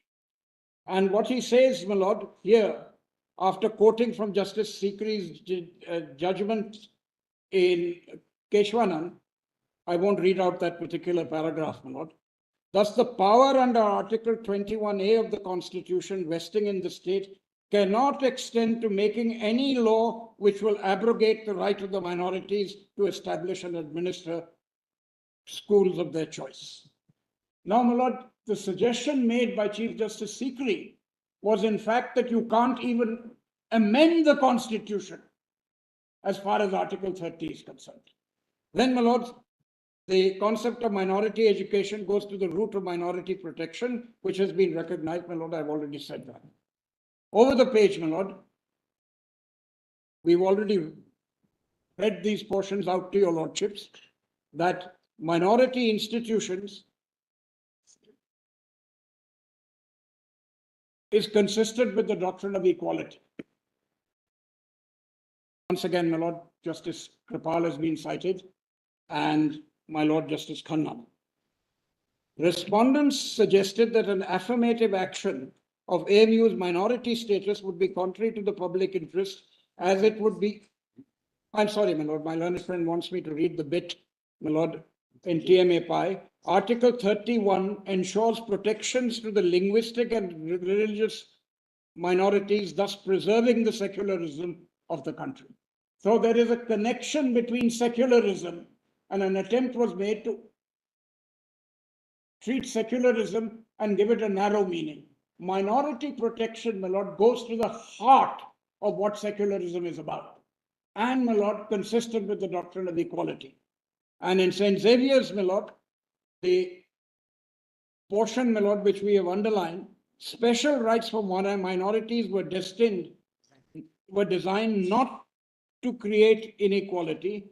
Their real effect was to bring about equality by ensuring the preservation of minority institutions and by guaranteeing to the minorities autonomy in the matter of the administration of those institutions. The differential treatment of minorities by giving them special rights is intended to bring about an equilibrium so that the ideal of equality may not be reduced to a mere abstract idea, but should become a living reality, and the result is true genuine equality, and an equality not merely in theory, but also in fact. Therefore, my lord, the point I'm making, my lord, in this segment of my submission is there is a constitutional premium as well as a statutory premium, which is attached to minority exceptions and the minority dispensation. It is not just Article 30, but if we go through the statutory dispensation, then it will become quite clear that Parliament has also come in to say we accept the minorities from 15.5 and 15.6. Now, my lords, I come to page 11. My lord, the argument really on their side has been surrender, and on our side has been continuity. It is ultimately, my lord, left to your lordships to finally decide whether there was continuity or whether there was a surrendering. And in our respective submission, my lord, at 3.1, it is undisputed that MAO College and their affiliate bodies are the nucleus of AMU. Now, much has been said, my lord, about the determination of fact which cannot be removed. In actual fact, there is only one and one only, my lord, aspect of fact, my lord, is that the MAO College and their affiliate bodies are the nucleus of AMU. That is the fact that was decided by Aziz Bhasha. And even if we accept their argument that facts cannot be changed in a reference which I believe is incorrect, my lord, there is facts and law, there is facts and there is law. All of them, my lord, come under the dispensation of Bengal immunity. So when you look at all this in Bengal immunity, which is the stare decisis point, my lord, when you look at them, certainly the foundational aspects of Aziz Bhasha can be re-examined. And therefore, this subtle distinction about facts not being the subject matter of appeal or reversal is not correct. Now, my lord, here, the statement of objects and reasons in the preamble shows that the Muslims intended to convert and incorporate Mayo College and its affiliate societies into Aligarh Muslim University. That, my lord, you will just see the statement of object and reasons. The Muslim University Association, having requested the foundations of the university and certain funds and property being available to this end, it is proposed to dissolve that association and Muslim MAO and to transfer the properties to these new bodies. Now, my lord, in the preamble, my lord, it also says a teaching and residential university and to dissolve the Mohammedan Anglo-Oriental College, Aligarh, and the Muslim University Association, and to transfer and vest all their properties. It is for your lordships to decide whether the surrender argument, my lord, is an accurate argument, or is it that it was a continuity? And as far as continuity is concerned, we have mentioned in 3.2b, Lord, 4.1 and section 4.2, assets of the MAO and its affiliate bodies in their entirety were transferred and vested in AIM. That is an argument of continuity. It's not an argument of surrender. Then, my lord, section 4.3, reference to the MAO College or its affiliate bodies in any enactment prior to 1920 will now be construed as AMU. That is an argument also, my lord, in my respectful submission, of continuity. There is no surrender involved. Obviously, one phase finished and a new one started. But the continuity is very much a part of this process. Then, my lord, section 4, references to AM College or its affiliates bodies in any will, deed, or other document will now be construed as AMU. This is an argument of continuity. Then, my lord, section 7, donations received, including 30 lakhs collected by the Muslim community, is to be kept as a reserve fund. That too, my lord, is an example of continuity. There is no surrender involved, my lord. The Act is absolutely clear that these are provisions of continuity. See on the top of page 12, my lord. All employees become employees of AMU. Now, your lordship is aware in service law, when this transfer takes place, it is not an argument of surrender, my lord. It's an argument of continuity. And most important, the objects of MAO College, promotions of Islamic learning and special provisions for Muslim students have been incorporated in the 1920 Act. Section 5.2, my lord, We have read all these before to your lordship, so I'll just quickly run through them. 5.2 on the promotion of Oriental and Islamic studies and instructions in Muslim theology and religion. 5.12, furtherance of art, science, and other branches of learning, including professional studies in technology, Islamic learning, and Muslim theology. The proviso to Section 8 says the power to exempt women, which is very much, my lord, an aspect of continuity. Section 9, compulsory instruction in Muslim religion for Muslim students. And then, my lord, this of course was later on deleted. Establish intermediate colleges and schools within the vicinity of MA College and provide instruction in the Muslim religion and theology.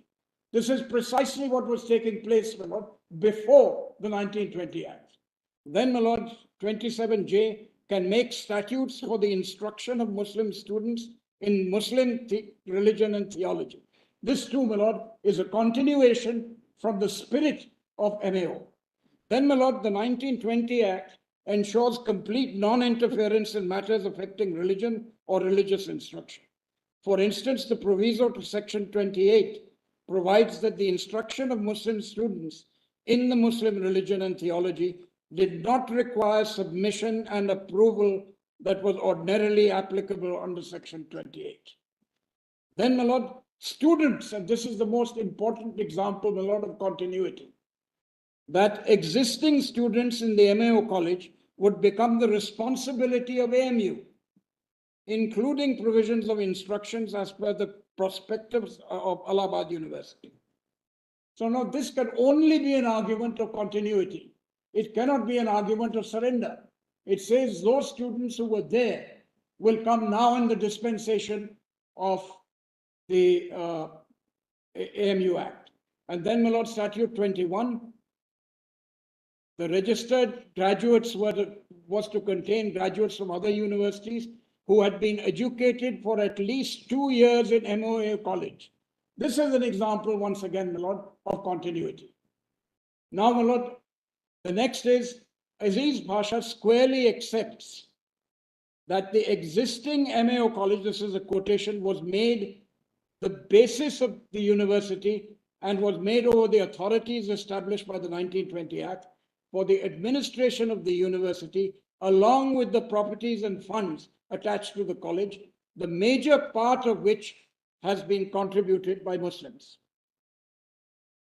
And it is true that clear from the 1920 Act that the nucleus of the Aligarh University was the MAO College, which was till then a teaching institution under Allahabad University.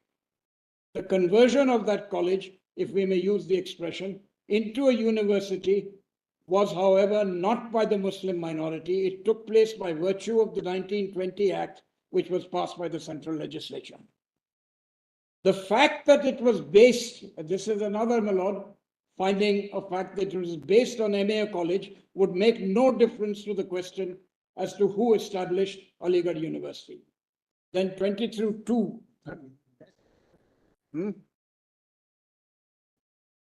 This is also, my lord, the error in establishment, which we already argued, so I'm not taking your lordship through it, that the mechanism, my lord, was the 1920 Act.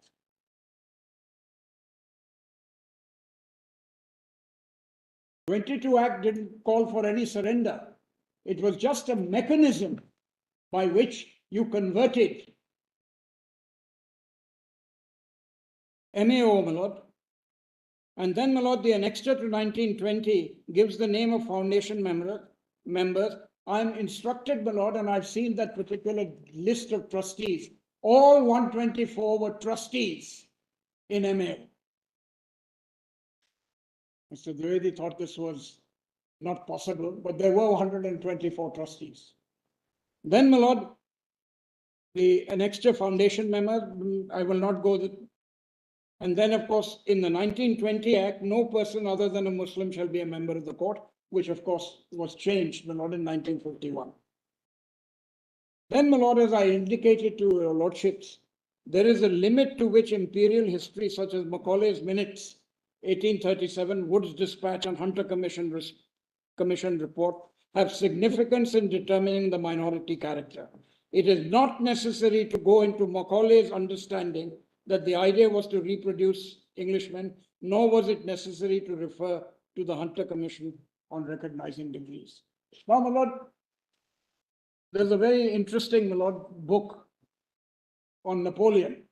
And Peter Gale, who edits that book, says, we can go into history as an argument without end. And this is what has really happened. One side citing what they believe is surrender, and we citing what was the mood at that particular point in time as explained in the various provisions and the background.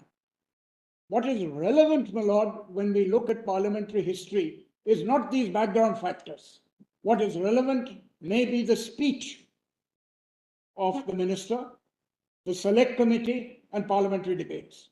All the rest of it, my lord, are not relevant except as an exercise in mood making. And there has been so much of a difference between what we argue, that an entire movement took place, and their argument of surrender. Because what we've argued is there was a movement from the original college and then schools, and then it culminated in the 1920 Act. So, my lord, the question of surrender did not arise at any point in time. It is a play on words, nothing more than that. Surrender always sounds like a stronger word, my lord, than a movement. But there was no surrender at any point in time. And this argument, my lord, is entirely and totally a play on words and nothing more than that. Then, my lord, through a selective reading of the material on AMU's historical antecedents, the respondents have argued that the minority Muslim community surrendered the denominational character of AMU. The 1920 Act read as a whole, along with the statements of objects and reasons in the preamble, clearly reflect on the denominational nature of AMU. The legislative debates are unequivocal to support this view. So, my lord, the education minister, I've given the references, my lord, I don't want to read all of them out. The education minister, when introducing the AMU bill, narrated the entire history of how AMU came into being from the foundation of MAO College to negotiations with the Muslim University for its conversion into a Muslim university. The education member also used the phrase Muslim University and stated that it will be of immense benefit to the Indian Muslims.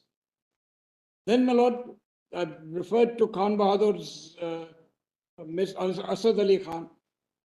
Though we are first in the field of launching out a scheme for a teaching and residential university on denominational lines, our sister community, which started much later than the Banaras scheme, achieved their objects sooner than us. The Raja of Mahmudabad, this will be the second denominational university in this country. I'm making this point, my lord, because it is really, really very important, because that was a major argument, my lord, canvassed almost right throughout the day, that these are arguments of surrender. You look at it from another point of view, eventually, of course, your lordships will have to decide it. On page 16, sorry, where? Sorry, the Raja of Mahmudabad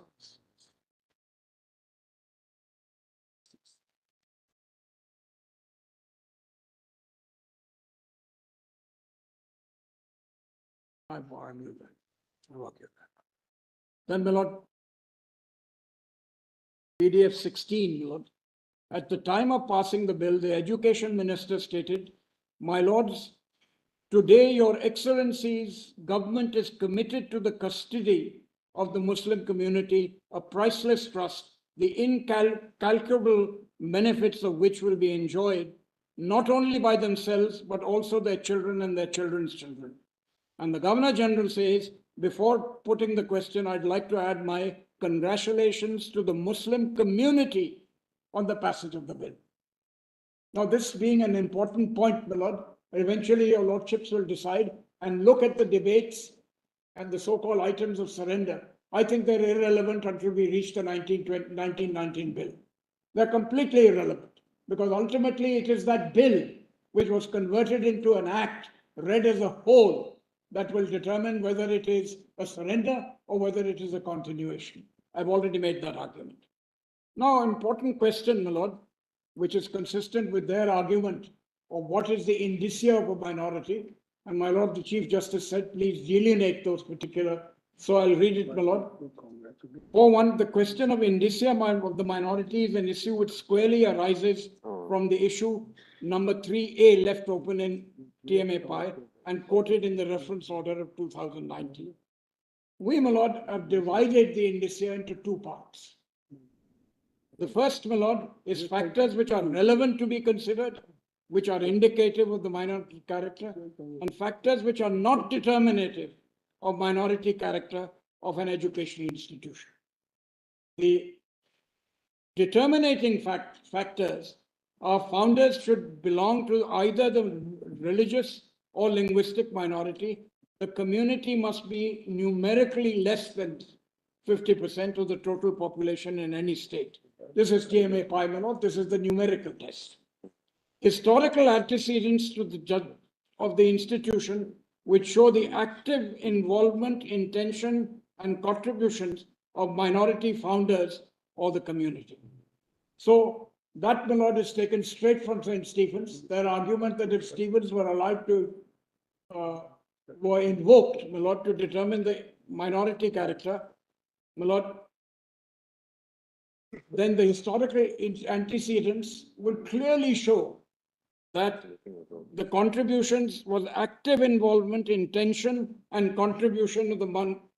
Now, my lord, para 8, it was argued that there's nothing in the statute. It may not specifically may not mention the fact that Aziz Bhasha was being overruled. But para 8, and I must bring it to your lordship's attention, para 8, my lord, clearly goes against Aziz Bhasha. I'll just read that again. Article 31 has been construed by this court without referring to those cases. It is sufficient to, what is this? To say that the clause contemplates two rights which are separated in point of time. The first right is the initial right to establish institutions of minority choice. Establishment here means the bringing into being of an institution, and it must be by the minority community. The next sentence is important. It matters not if a single philanthropic individual with his own means founds the institution or the community at large contributes to the funds. Now, it is our submission earlier, to which there is no reply, that even if one single philanthropic person were to contribute and other contributions were made, funding, my lord, would not be an issue, whether it's 100% or less than 100%. It is of no consequence whatsoever. The position in law is the same, and the intention in either case must be found to found an institution for the benefit of a minority community by a member of that community. It is equally irrelevant that in addition to the minority community, other than from other minority communities, or even from the majority community, can take advantage of these institutions. This, my lord, gets us into the question that there were several interpretations in Aziz Bhasha of whether it means establish or not.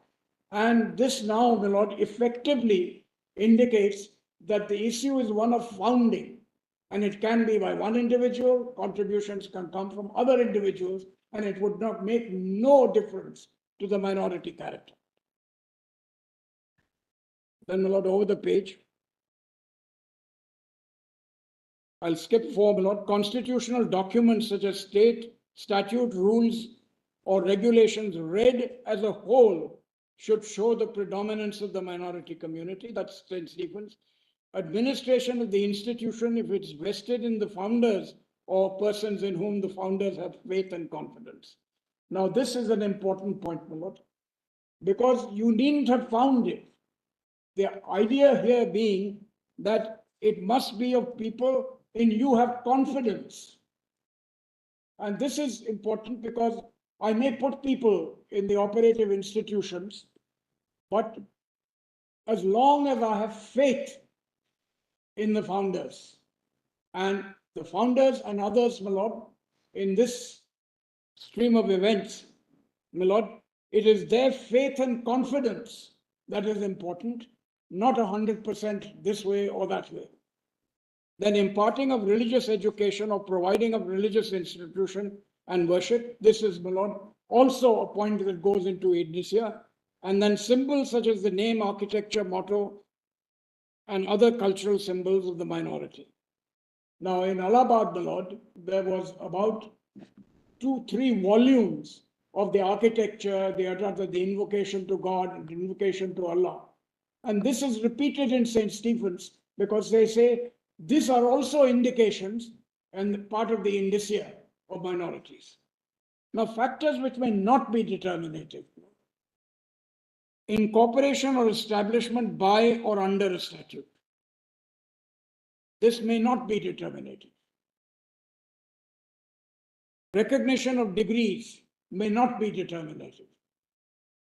Receive of grant and aid, funding from members outside the minority community, quoted with approval at TMA Pi, para 109 and Patro. Role of government or its regulators to prevent maladministration. This goes to the heart, my lord, of the role of the oversight of the rector or the visitor, as the case may be. I made a distinction earlier between what are the oversight provisions and what are the administrative provisions in the statute. So even if we say these 3 declaratory provisions were in fact ruled out, the rest of the statute will certainly show the minority character. Then, my lord, regulation for promoting excellence. Your lordships will see that because it's an important point in only this sense that, and I'll come to the national character, my lord, later. How can it be that when you promote excellence to the highest point, which is of national character, how can it possibly, my lord, in my respectful submission, my lord, how can it possibly take away the minority character? I will make some submissions, my lord, a little later on, as far as the item 63 in the list 1 is concerned. Provision of secular education and admission of non-minorities is not, my lord, as a factor which will be determinative. Provision of secular education and admission of non-minorities, my lord, is not. I'm not going to read out those portions of the judgments, my lord, I've indicated them. My lord, are not going to take away from the minority character. In fact, the entire set of arguments was, we want to be an institution of excellence. So if I reach right over the top and say it's national character, you say this will take away. And that couldn't be right, my lord, because we accept that institutions of excellence will certainly, my lord, be a factor that we will take into account. Then, my lord, recognition as institution of national importance is not a definitive character. Presence of non-minorities in administration and day-to-day management, my lord, doesn't detract in any way from the minority character. Now, my lord, I want to address the question, my lord, of this national character. Let us be clear, my lord, of the 4 points which are not here, my lord, which I want to. My lord, entry 63 relates to competence.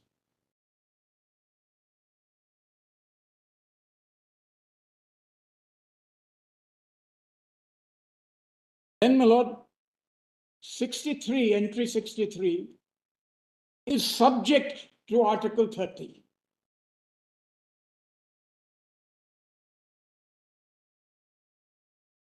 Then, my lord,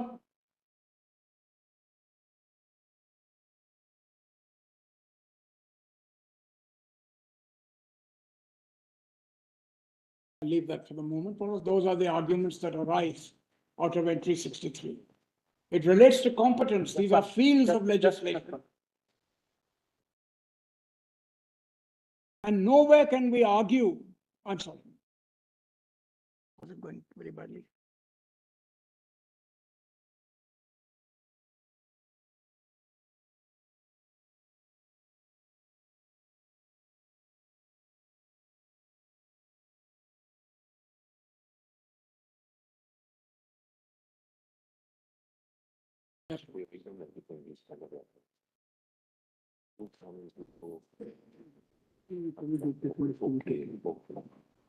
Say I'm going too fast. So much of it has been argued before, my lord. It's not Really necessary to. What is meant by national character? I mean, what was there in the constitution? Why did they introduce these words, national character? Because they seem to suggest that national character is in national importance. Right. They are suggesting national importance to be in contrast to denominational. Right. That's their whole argument. My lord, my learned friend will Right. elaborate on that. My lord, in any case, the opposite of national character, as it were, importance, my lord, national importance. The converse side of this particular argument is that these are then institutions of super excellence. Yes. May I just read that portion, my lord?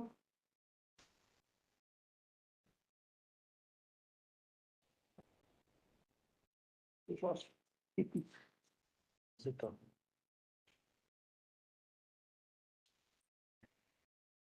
Now just see the institutions known at the commencement of this constitution.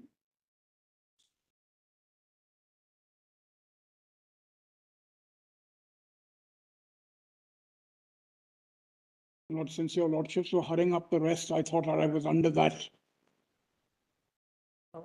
aspect as well. Hence the speed, for which I apologize. Now let's have a look at 6.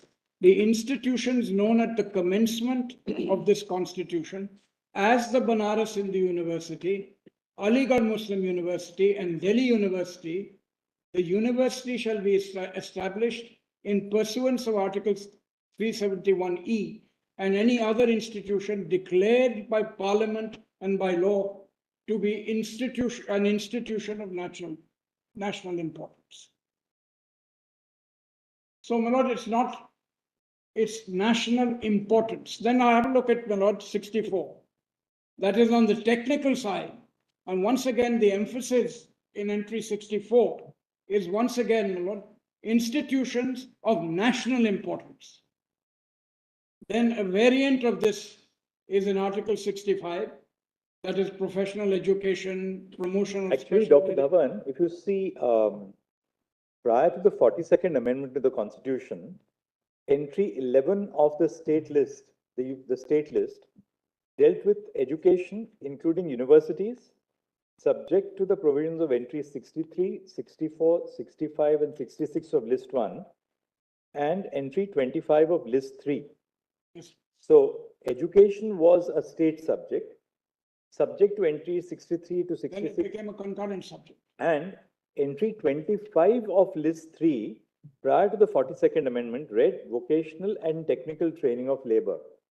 Therefore, what entry 60, say in this case, entry 63 of the union list did was, once the subject was in entry 63 of the union list, namely institutions of national importance, these two and any others that Parliament may declare, it was taken out of the fold of the state list. So the exclusive jurisdiction to legislate was conferred upon Parliament. And therefore, not the Therefore, state. it was really something which related legislative competence. What the 42nd Amendment did was, it deleted entry 11 of the state list. It substituted entry 11 of the concurrent list because that dealt vocational and technical training of labor. And now, post the 42nd Amendment, you see entry 25 of list 3, which says education, including technical education, medical education, and universities, subject to entries 63, 64, 65, 66. Therefore, ordinarily, but for entry 63 of list 1, the entirety of the field of education would have been in the state list prior to the 42nd Amendment, and after the 42nd Amendment in the concurrent list. In respect of these two institutions, Aligarh and Banaras Hindu University, and such other institutions as may be declared to be of institutions of national importance, the legislative competence is exclusively vested in Parliament. So the idea of this was, it appears, that in respect of institutions of national importance, there must be some degree of uniformity of the legislative structure, and therefore exclusive jurisdiction is conferred upon Parliament under Article 245. And not on the states. And not on the states. That seems to have been the scheme of the Constitution, pre the 42nd Amendment and post the 42nd.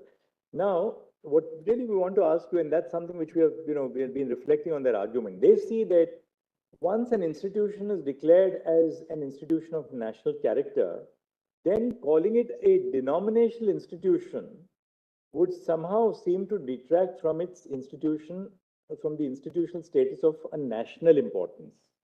Is there any substance there? Obviously, you're arguing to the contrary, but why do you say that there's no antagonism between an institution being of a national importance and yet having a minority character? After TMA Pi indicated that the states will be the unit on which you determine the numerical character. Right.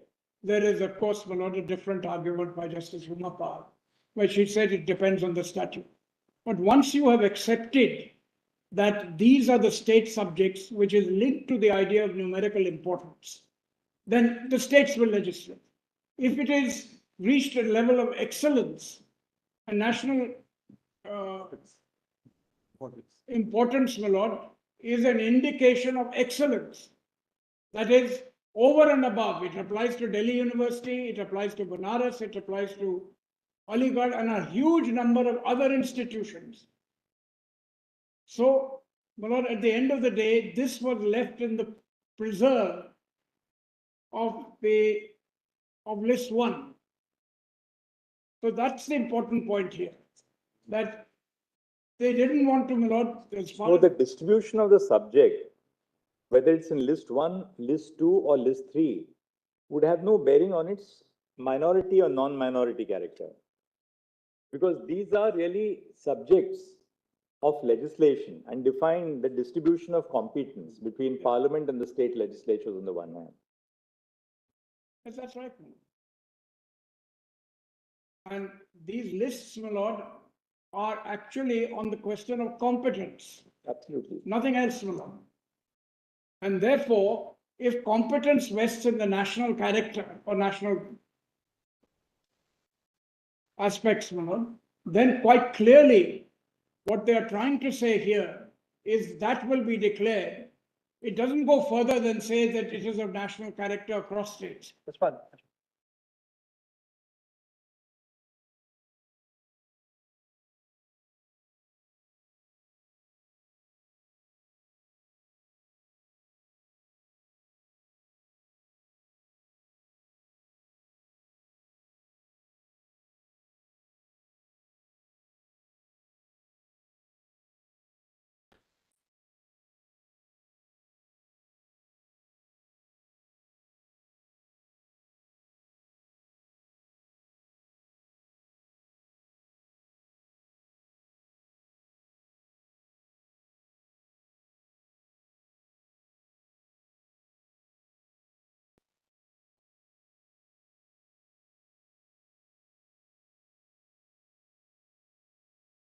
What happened then? What can I say?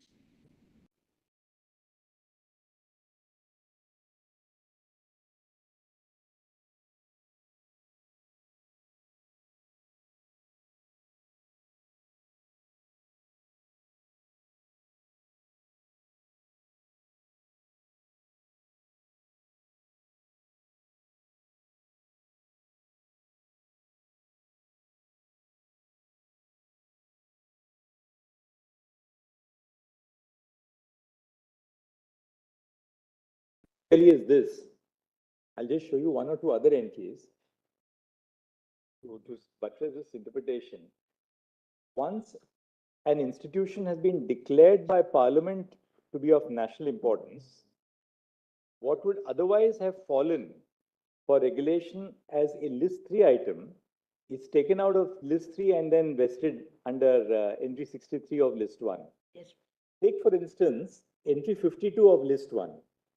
Industries, the control of which by the union is declared by Parliament by law to be expedient in the public interest.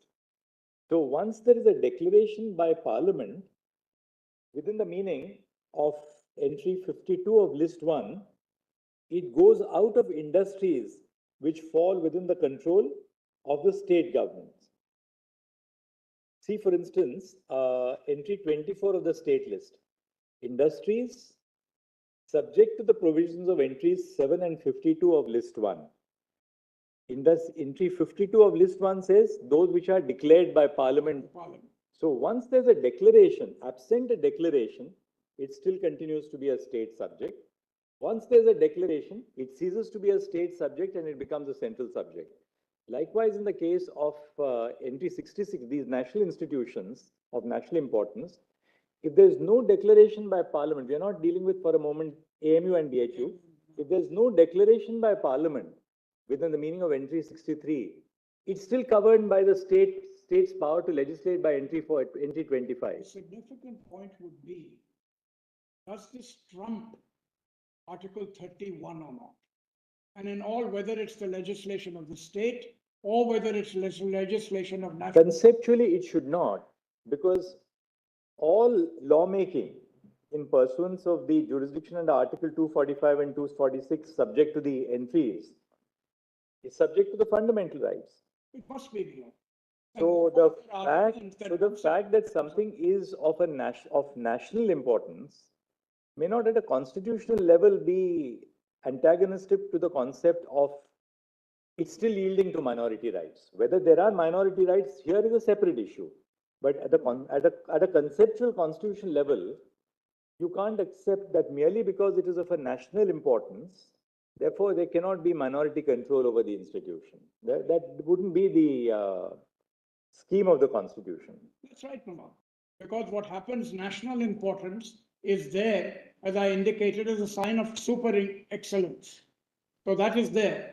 But there is nothing within the competence that says it will trump Article 31. Nothing.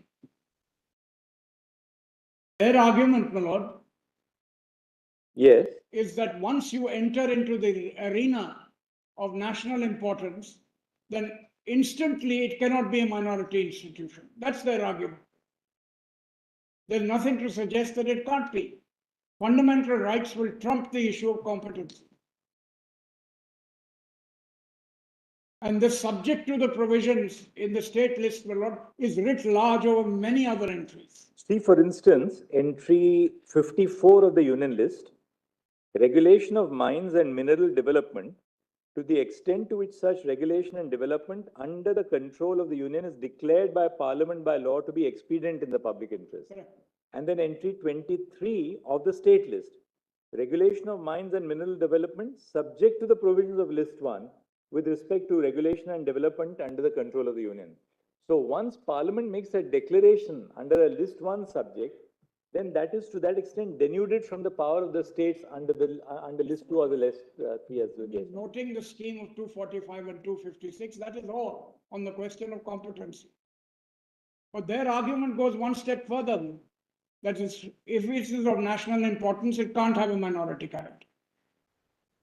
That's the essence of the argument that they have made on public importance, national importance.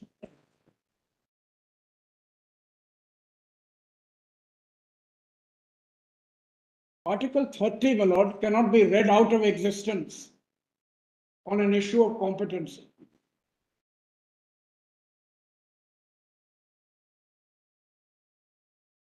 And nothing in these schedules, my lord, of whatever nature, whether it's public interest or whether it's national importance, every single statute in any of the lists will be subject to 30, as indeed Article 19, 21, 26.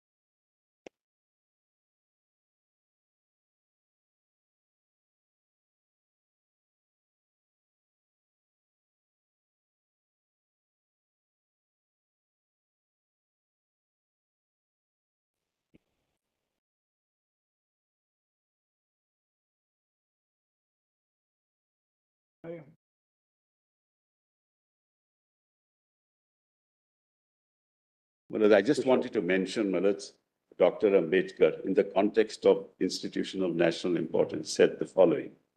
With regard to subsequent part of the entry relating to any other institutions declared by law by Parliament, it seems to me that it is desirable to retain those words because there might be institutions which are of such importance from a cultural or a national point of view and whose financial position may not be as sound as the position of any other institution and may require help and assistance of the science. Where did we get this? In the Yes, Dr. Ambedkar, Malat's where the draft constitution. You expected in your submission also. In my submission, you expected. This is Volume? expected in my submission also later. 4B118. National importance because it symbolizes the ethos of the constitution where. Therefore, the parliament has been given the power. That's correct. It can't be, Malas, that merely because it's a minority, it will not be of national importance to give it the status of a institution of national importance. It can't possibly be. Anyway, I'm sorry, Malas, I interrupted. Well, Cultural importance. The importance of this is when can the minority character under Article 30, when does it become defeasible? Never, my lord. In fact, Chief Justice Sikri goes to the extent that even the amendment power must preserve the must preserve the nature of the minority. Let's go to your page 19. That's the real point, my lord, here. What is it? It's competence, exclusion of competence, and then, my lord, subject to Article 30, subclause 1. It can never, my lord, fundamental rights can neither be waived nor are they defeasible. And that premium, my lord, on fundamental rights cannot be taken away by the issue of competency. That's basically, my lord, the argument. How they distribute the power, my lord, between the center and the state is different.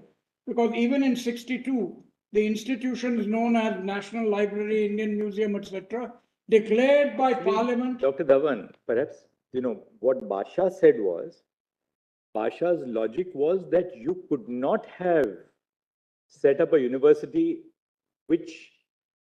whose degrees were recognized. And because you could not have set up a university whose degrees would be recognized, you followed this route. And because you followed this route, necessarily there is a surrender of your, they don't say surrender. Therefore, this is not established by a minority. That's the logic. Used in Aziz Basha in only one context, property. The word surrender is used in only one place. Just find that. Yes, only property. Only property. The other side has gone beyond Basha, reasoning of Basha. They say there was a complete surrender. Yes. They have referred to the antecedent facts that repeatedly there was the different point of views, and by choice they accepted certain conditions which indicate that they gave up their status as a minority institution, yes, even if we apply the dictum in doctrine as exists post the constitution. Yes, that's right. That's right. But they've elevated national importance to be a denial of 30. So this is a separate argument. That's a separate issue altogether. Fine. Now, my lords, if you look at 62, 63, and 64, once again, it requires the declaration of national importance. And when it comes to, my lord, state list, there are many provisions in the state list that make it subject to the union list. This is a question of division of power, nothing more. Now, may I come back to my... Yes, page 19.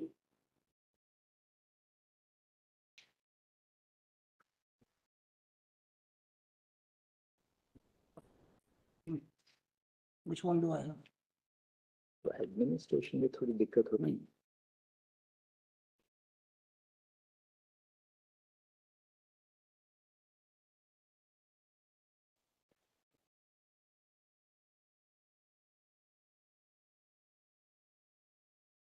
The factors I hope I made myself clear on factors that go to the root and factors that are not determinate. Age, my lord, is not determinate. Admissions are not determinative. In fact, St. David's case that is cited there, they had the right to grant degrees, but they said because there is no statement that it is a university, we won't treat it as a university. So the converse proposition arises from St. David's in Aziz Pasha. Now, my lords, I also wanted to emphasize, my lord, that the absence of statutory declaration of minority status is not determined.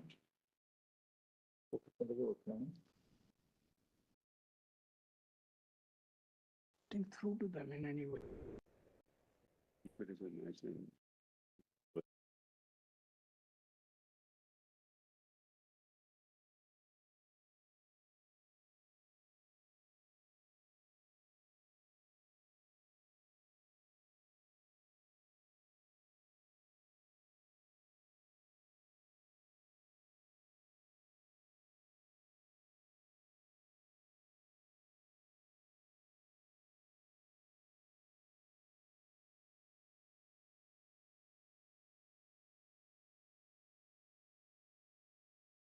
Will come to PDF 19. 4.5.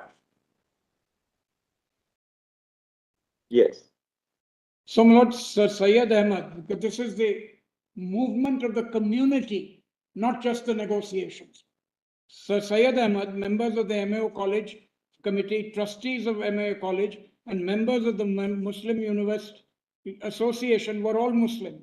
The reserve fund of 30 lakhs was substantially donated by members of the Muslim community. The historical antecedents clearly show the predominant role of the Muslim community in founding AMU. The intention of the founders to establish AMU for the benefit of the Muslim community is also unequivocally reflected in historical documents, including the debates to the 1920 Act. The 1920 Act must be read as a whole. And we find that even if, my lord, the minority character, we take away the declaratory provisions, it will still be established from the document as a whole, the Act as a whole, that it is of minority character. Because of the various provisions, which are provisions of continuity and provisions which repose a certain amount of faith in the Muslim community. No. Then, my lord, come to sub-Roman 5 or 4.5. 3 out of 4 officers of the university, this is in the 1920 Act, Chancellor, Pro-Chancellor, and Vice-Chancellor were required to be Muslim. If we're looking at the 1920 Act, the court being the supreme governing body were required to be Muslims by law. That is, my lord, again, we're looking at the 1920 Act.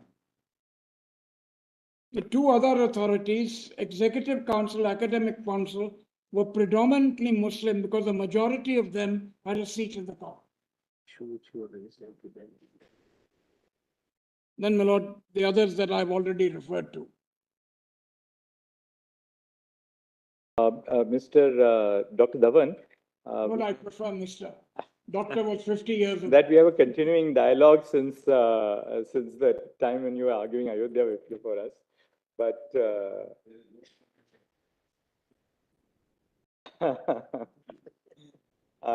we have to rise today at 3:30. In the highest traditions of the bench, 2 of my colleagues are going out of town for a wedding this evening and coming back at 1 o'clock at night so that the CB hearings are not disturbed. So I thought I'll just give them a little more time to reach the airport. Of course. But they said that they will not, allow the CB hearings tomorrow. Justice Suryakant and brothers Satish Sharma, that we'll come back in the night so that we are here on duty tomorrow morning. So we'll rise right now. Tomorrow morning we'll continue. elaborate. Dr. Dhawan, just one last thing. If you could maybe dwell on the administration aspect, because they have dealt quite substantially that administration was never vested in It's Muslims because. in the next part of the note, and Mr. Sibal will Oh, deal with fair it more elaborately. Fair enough.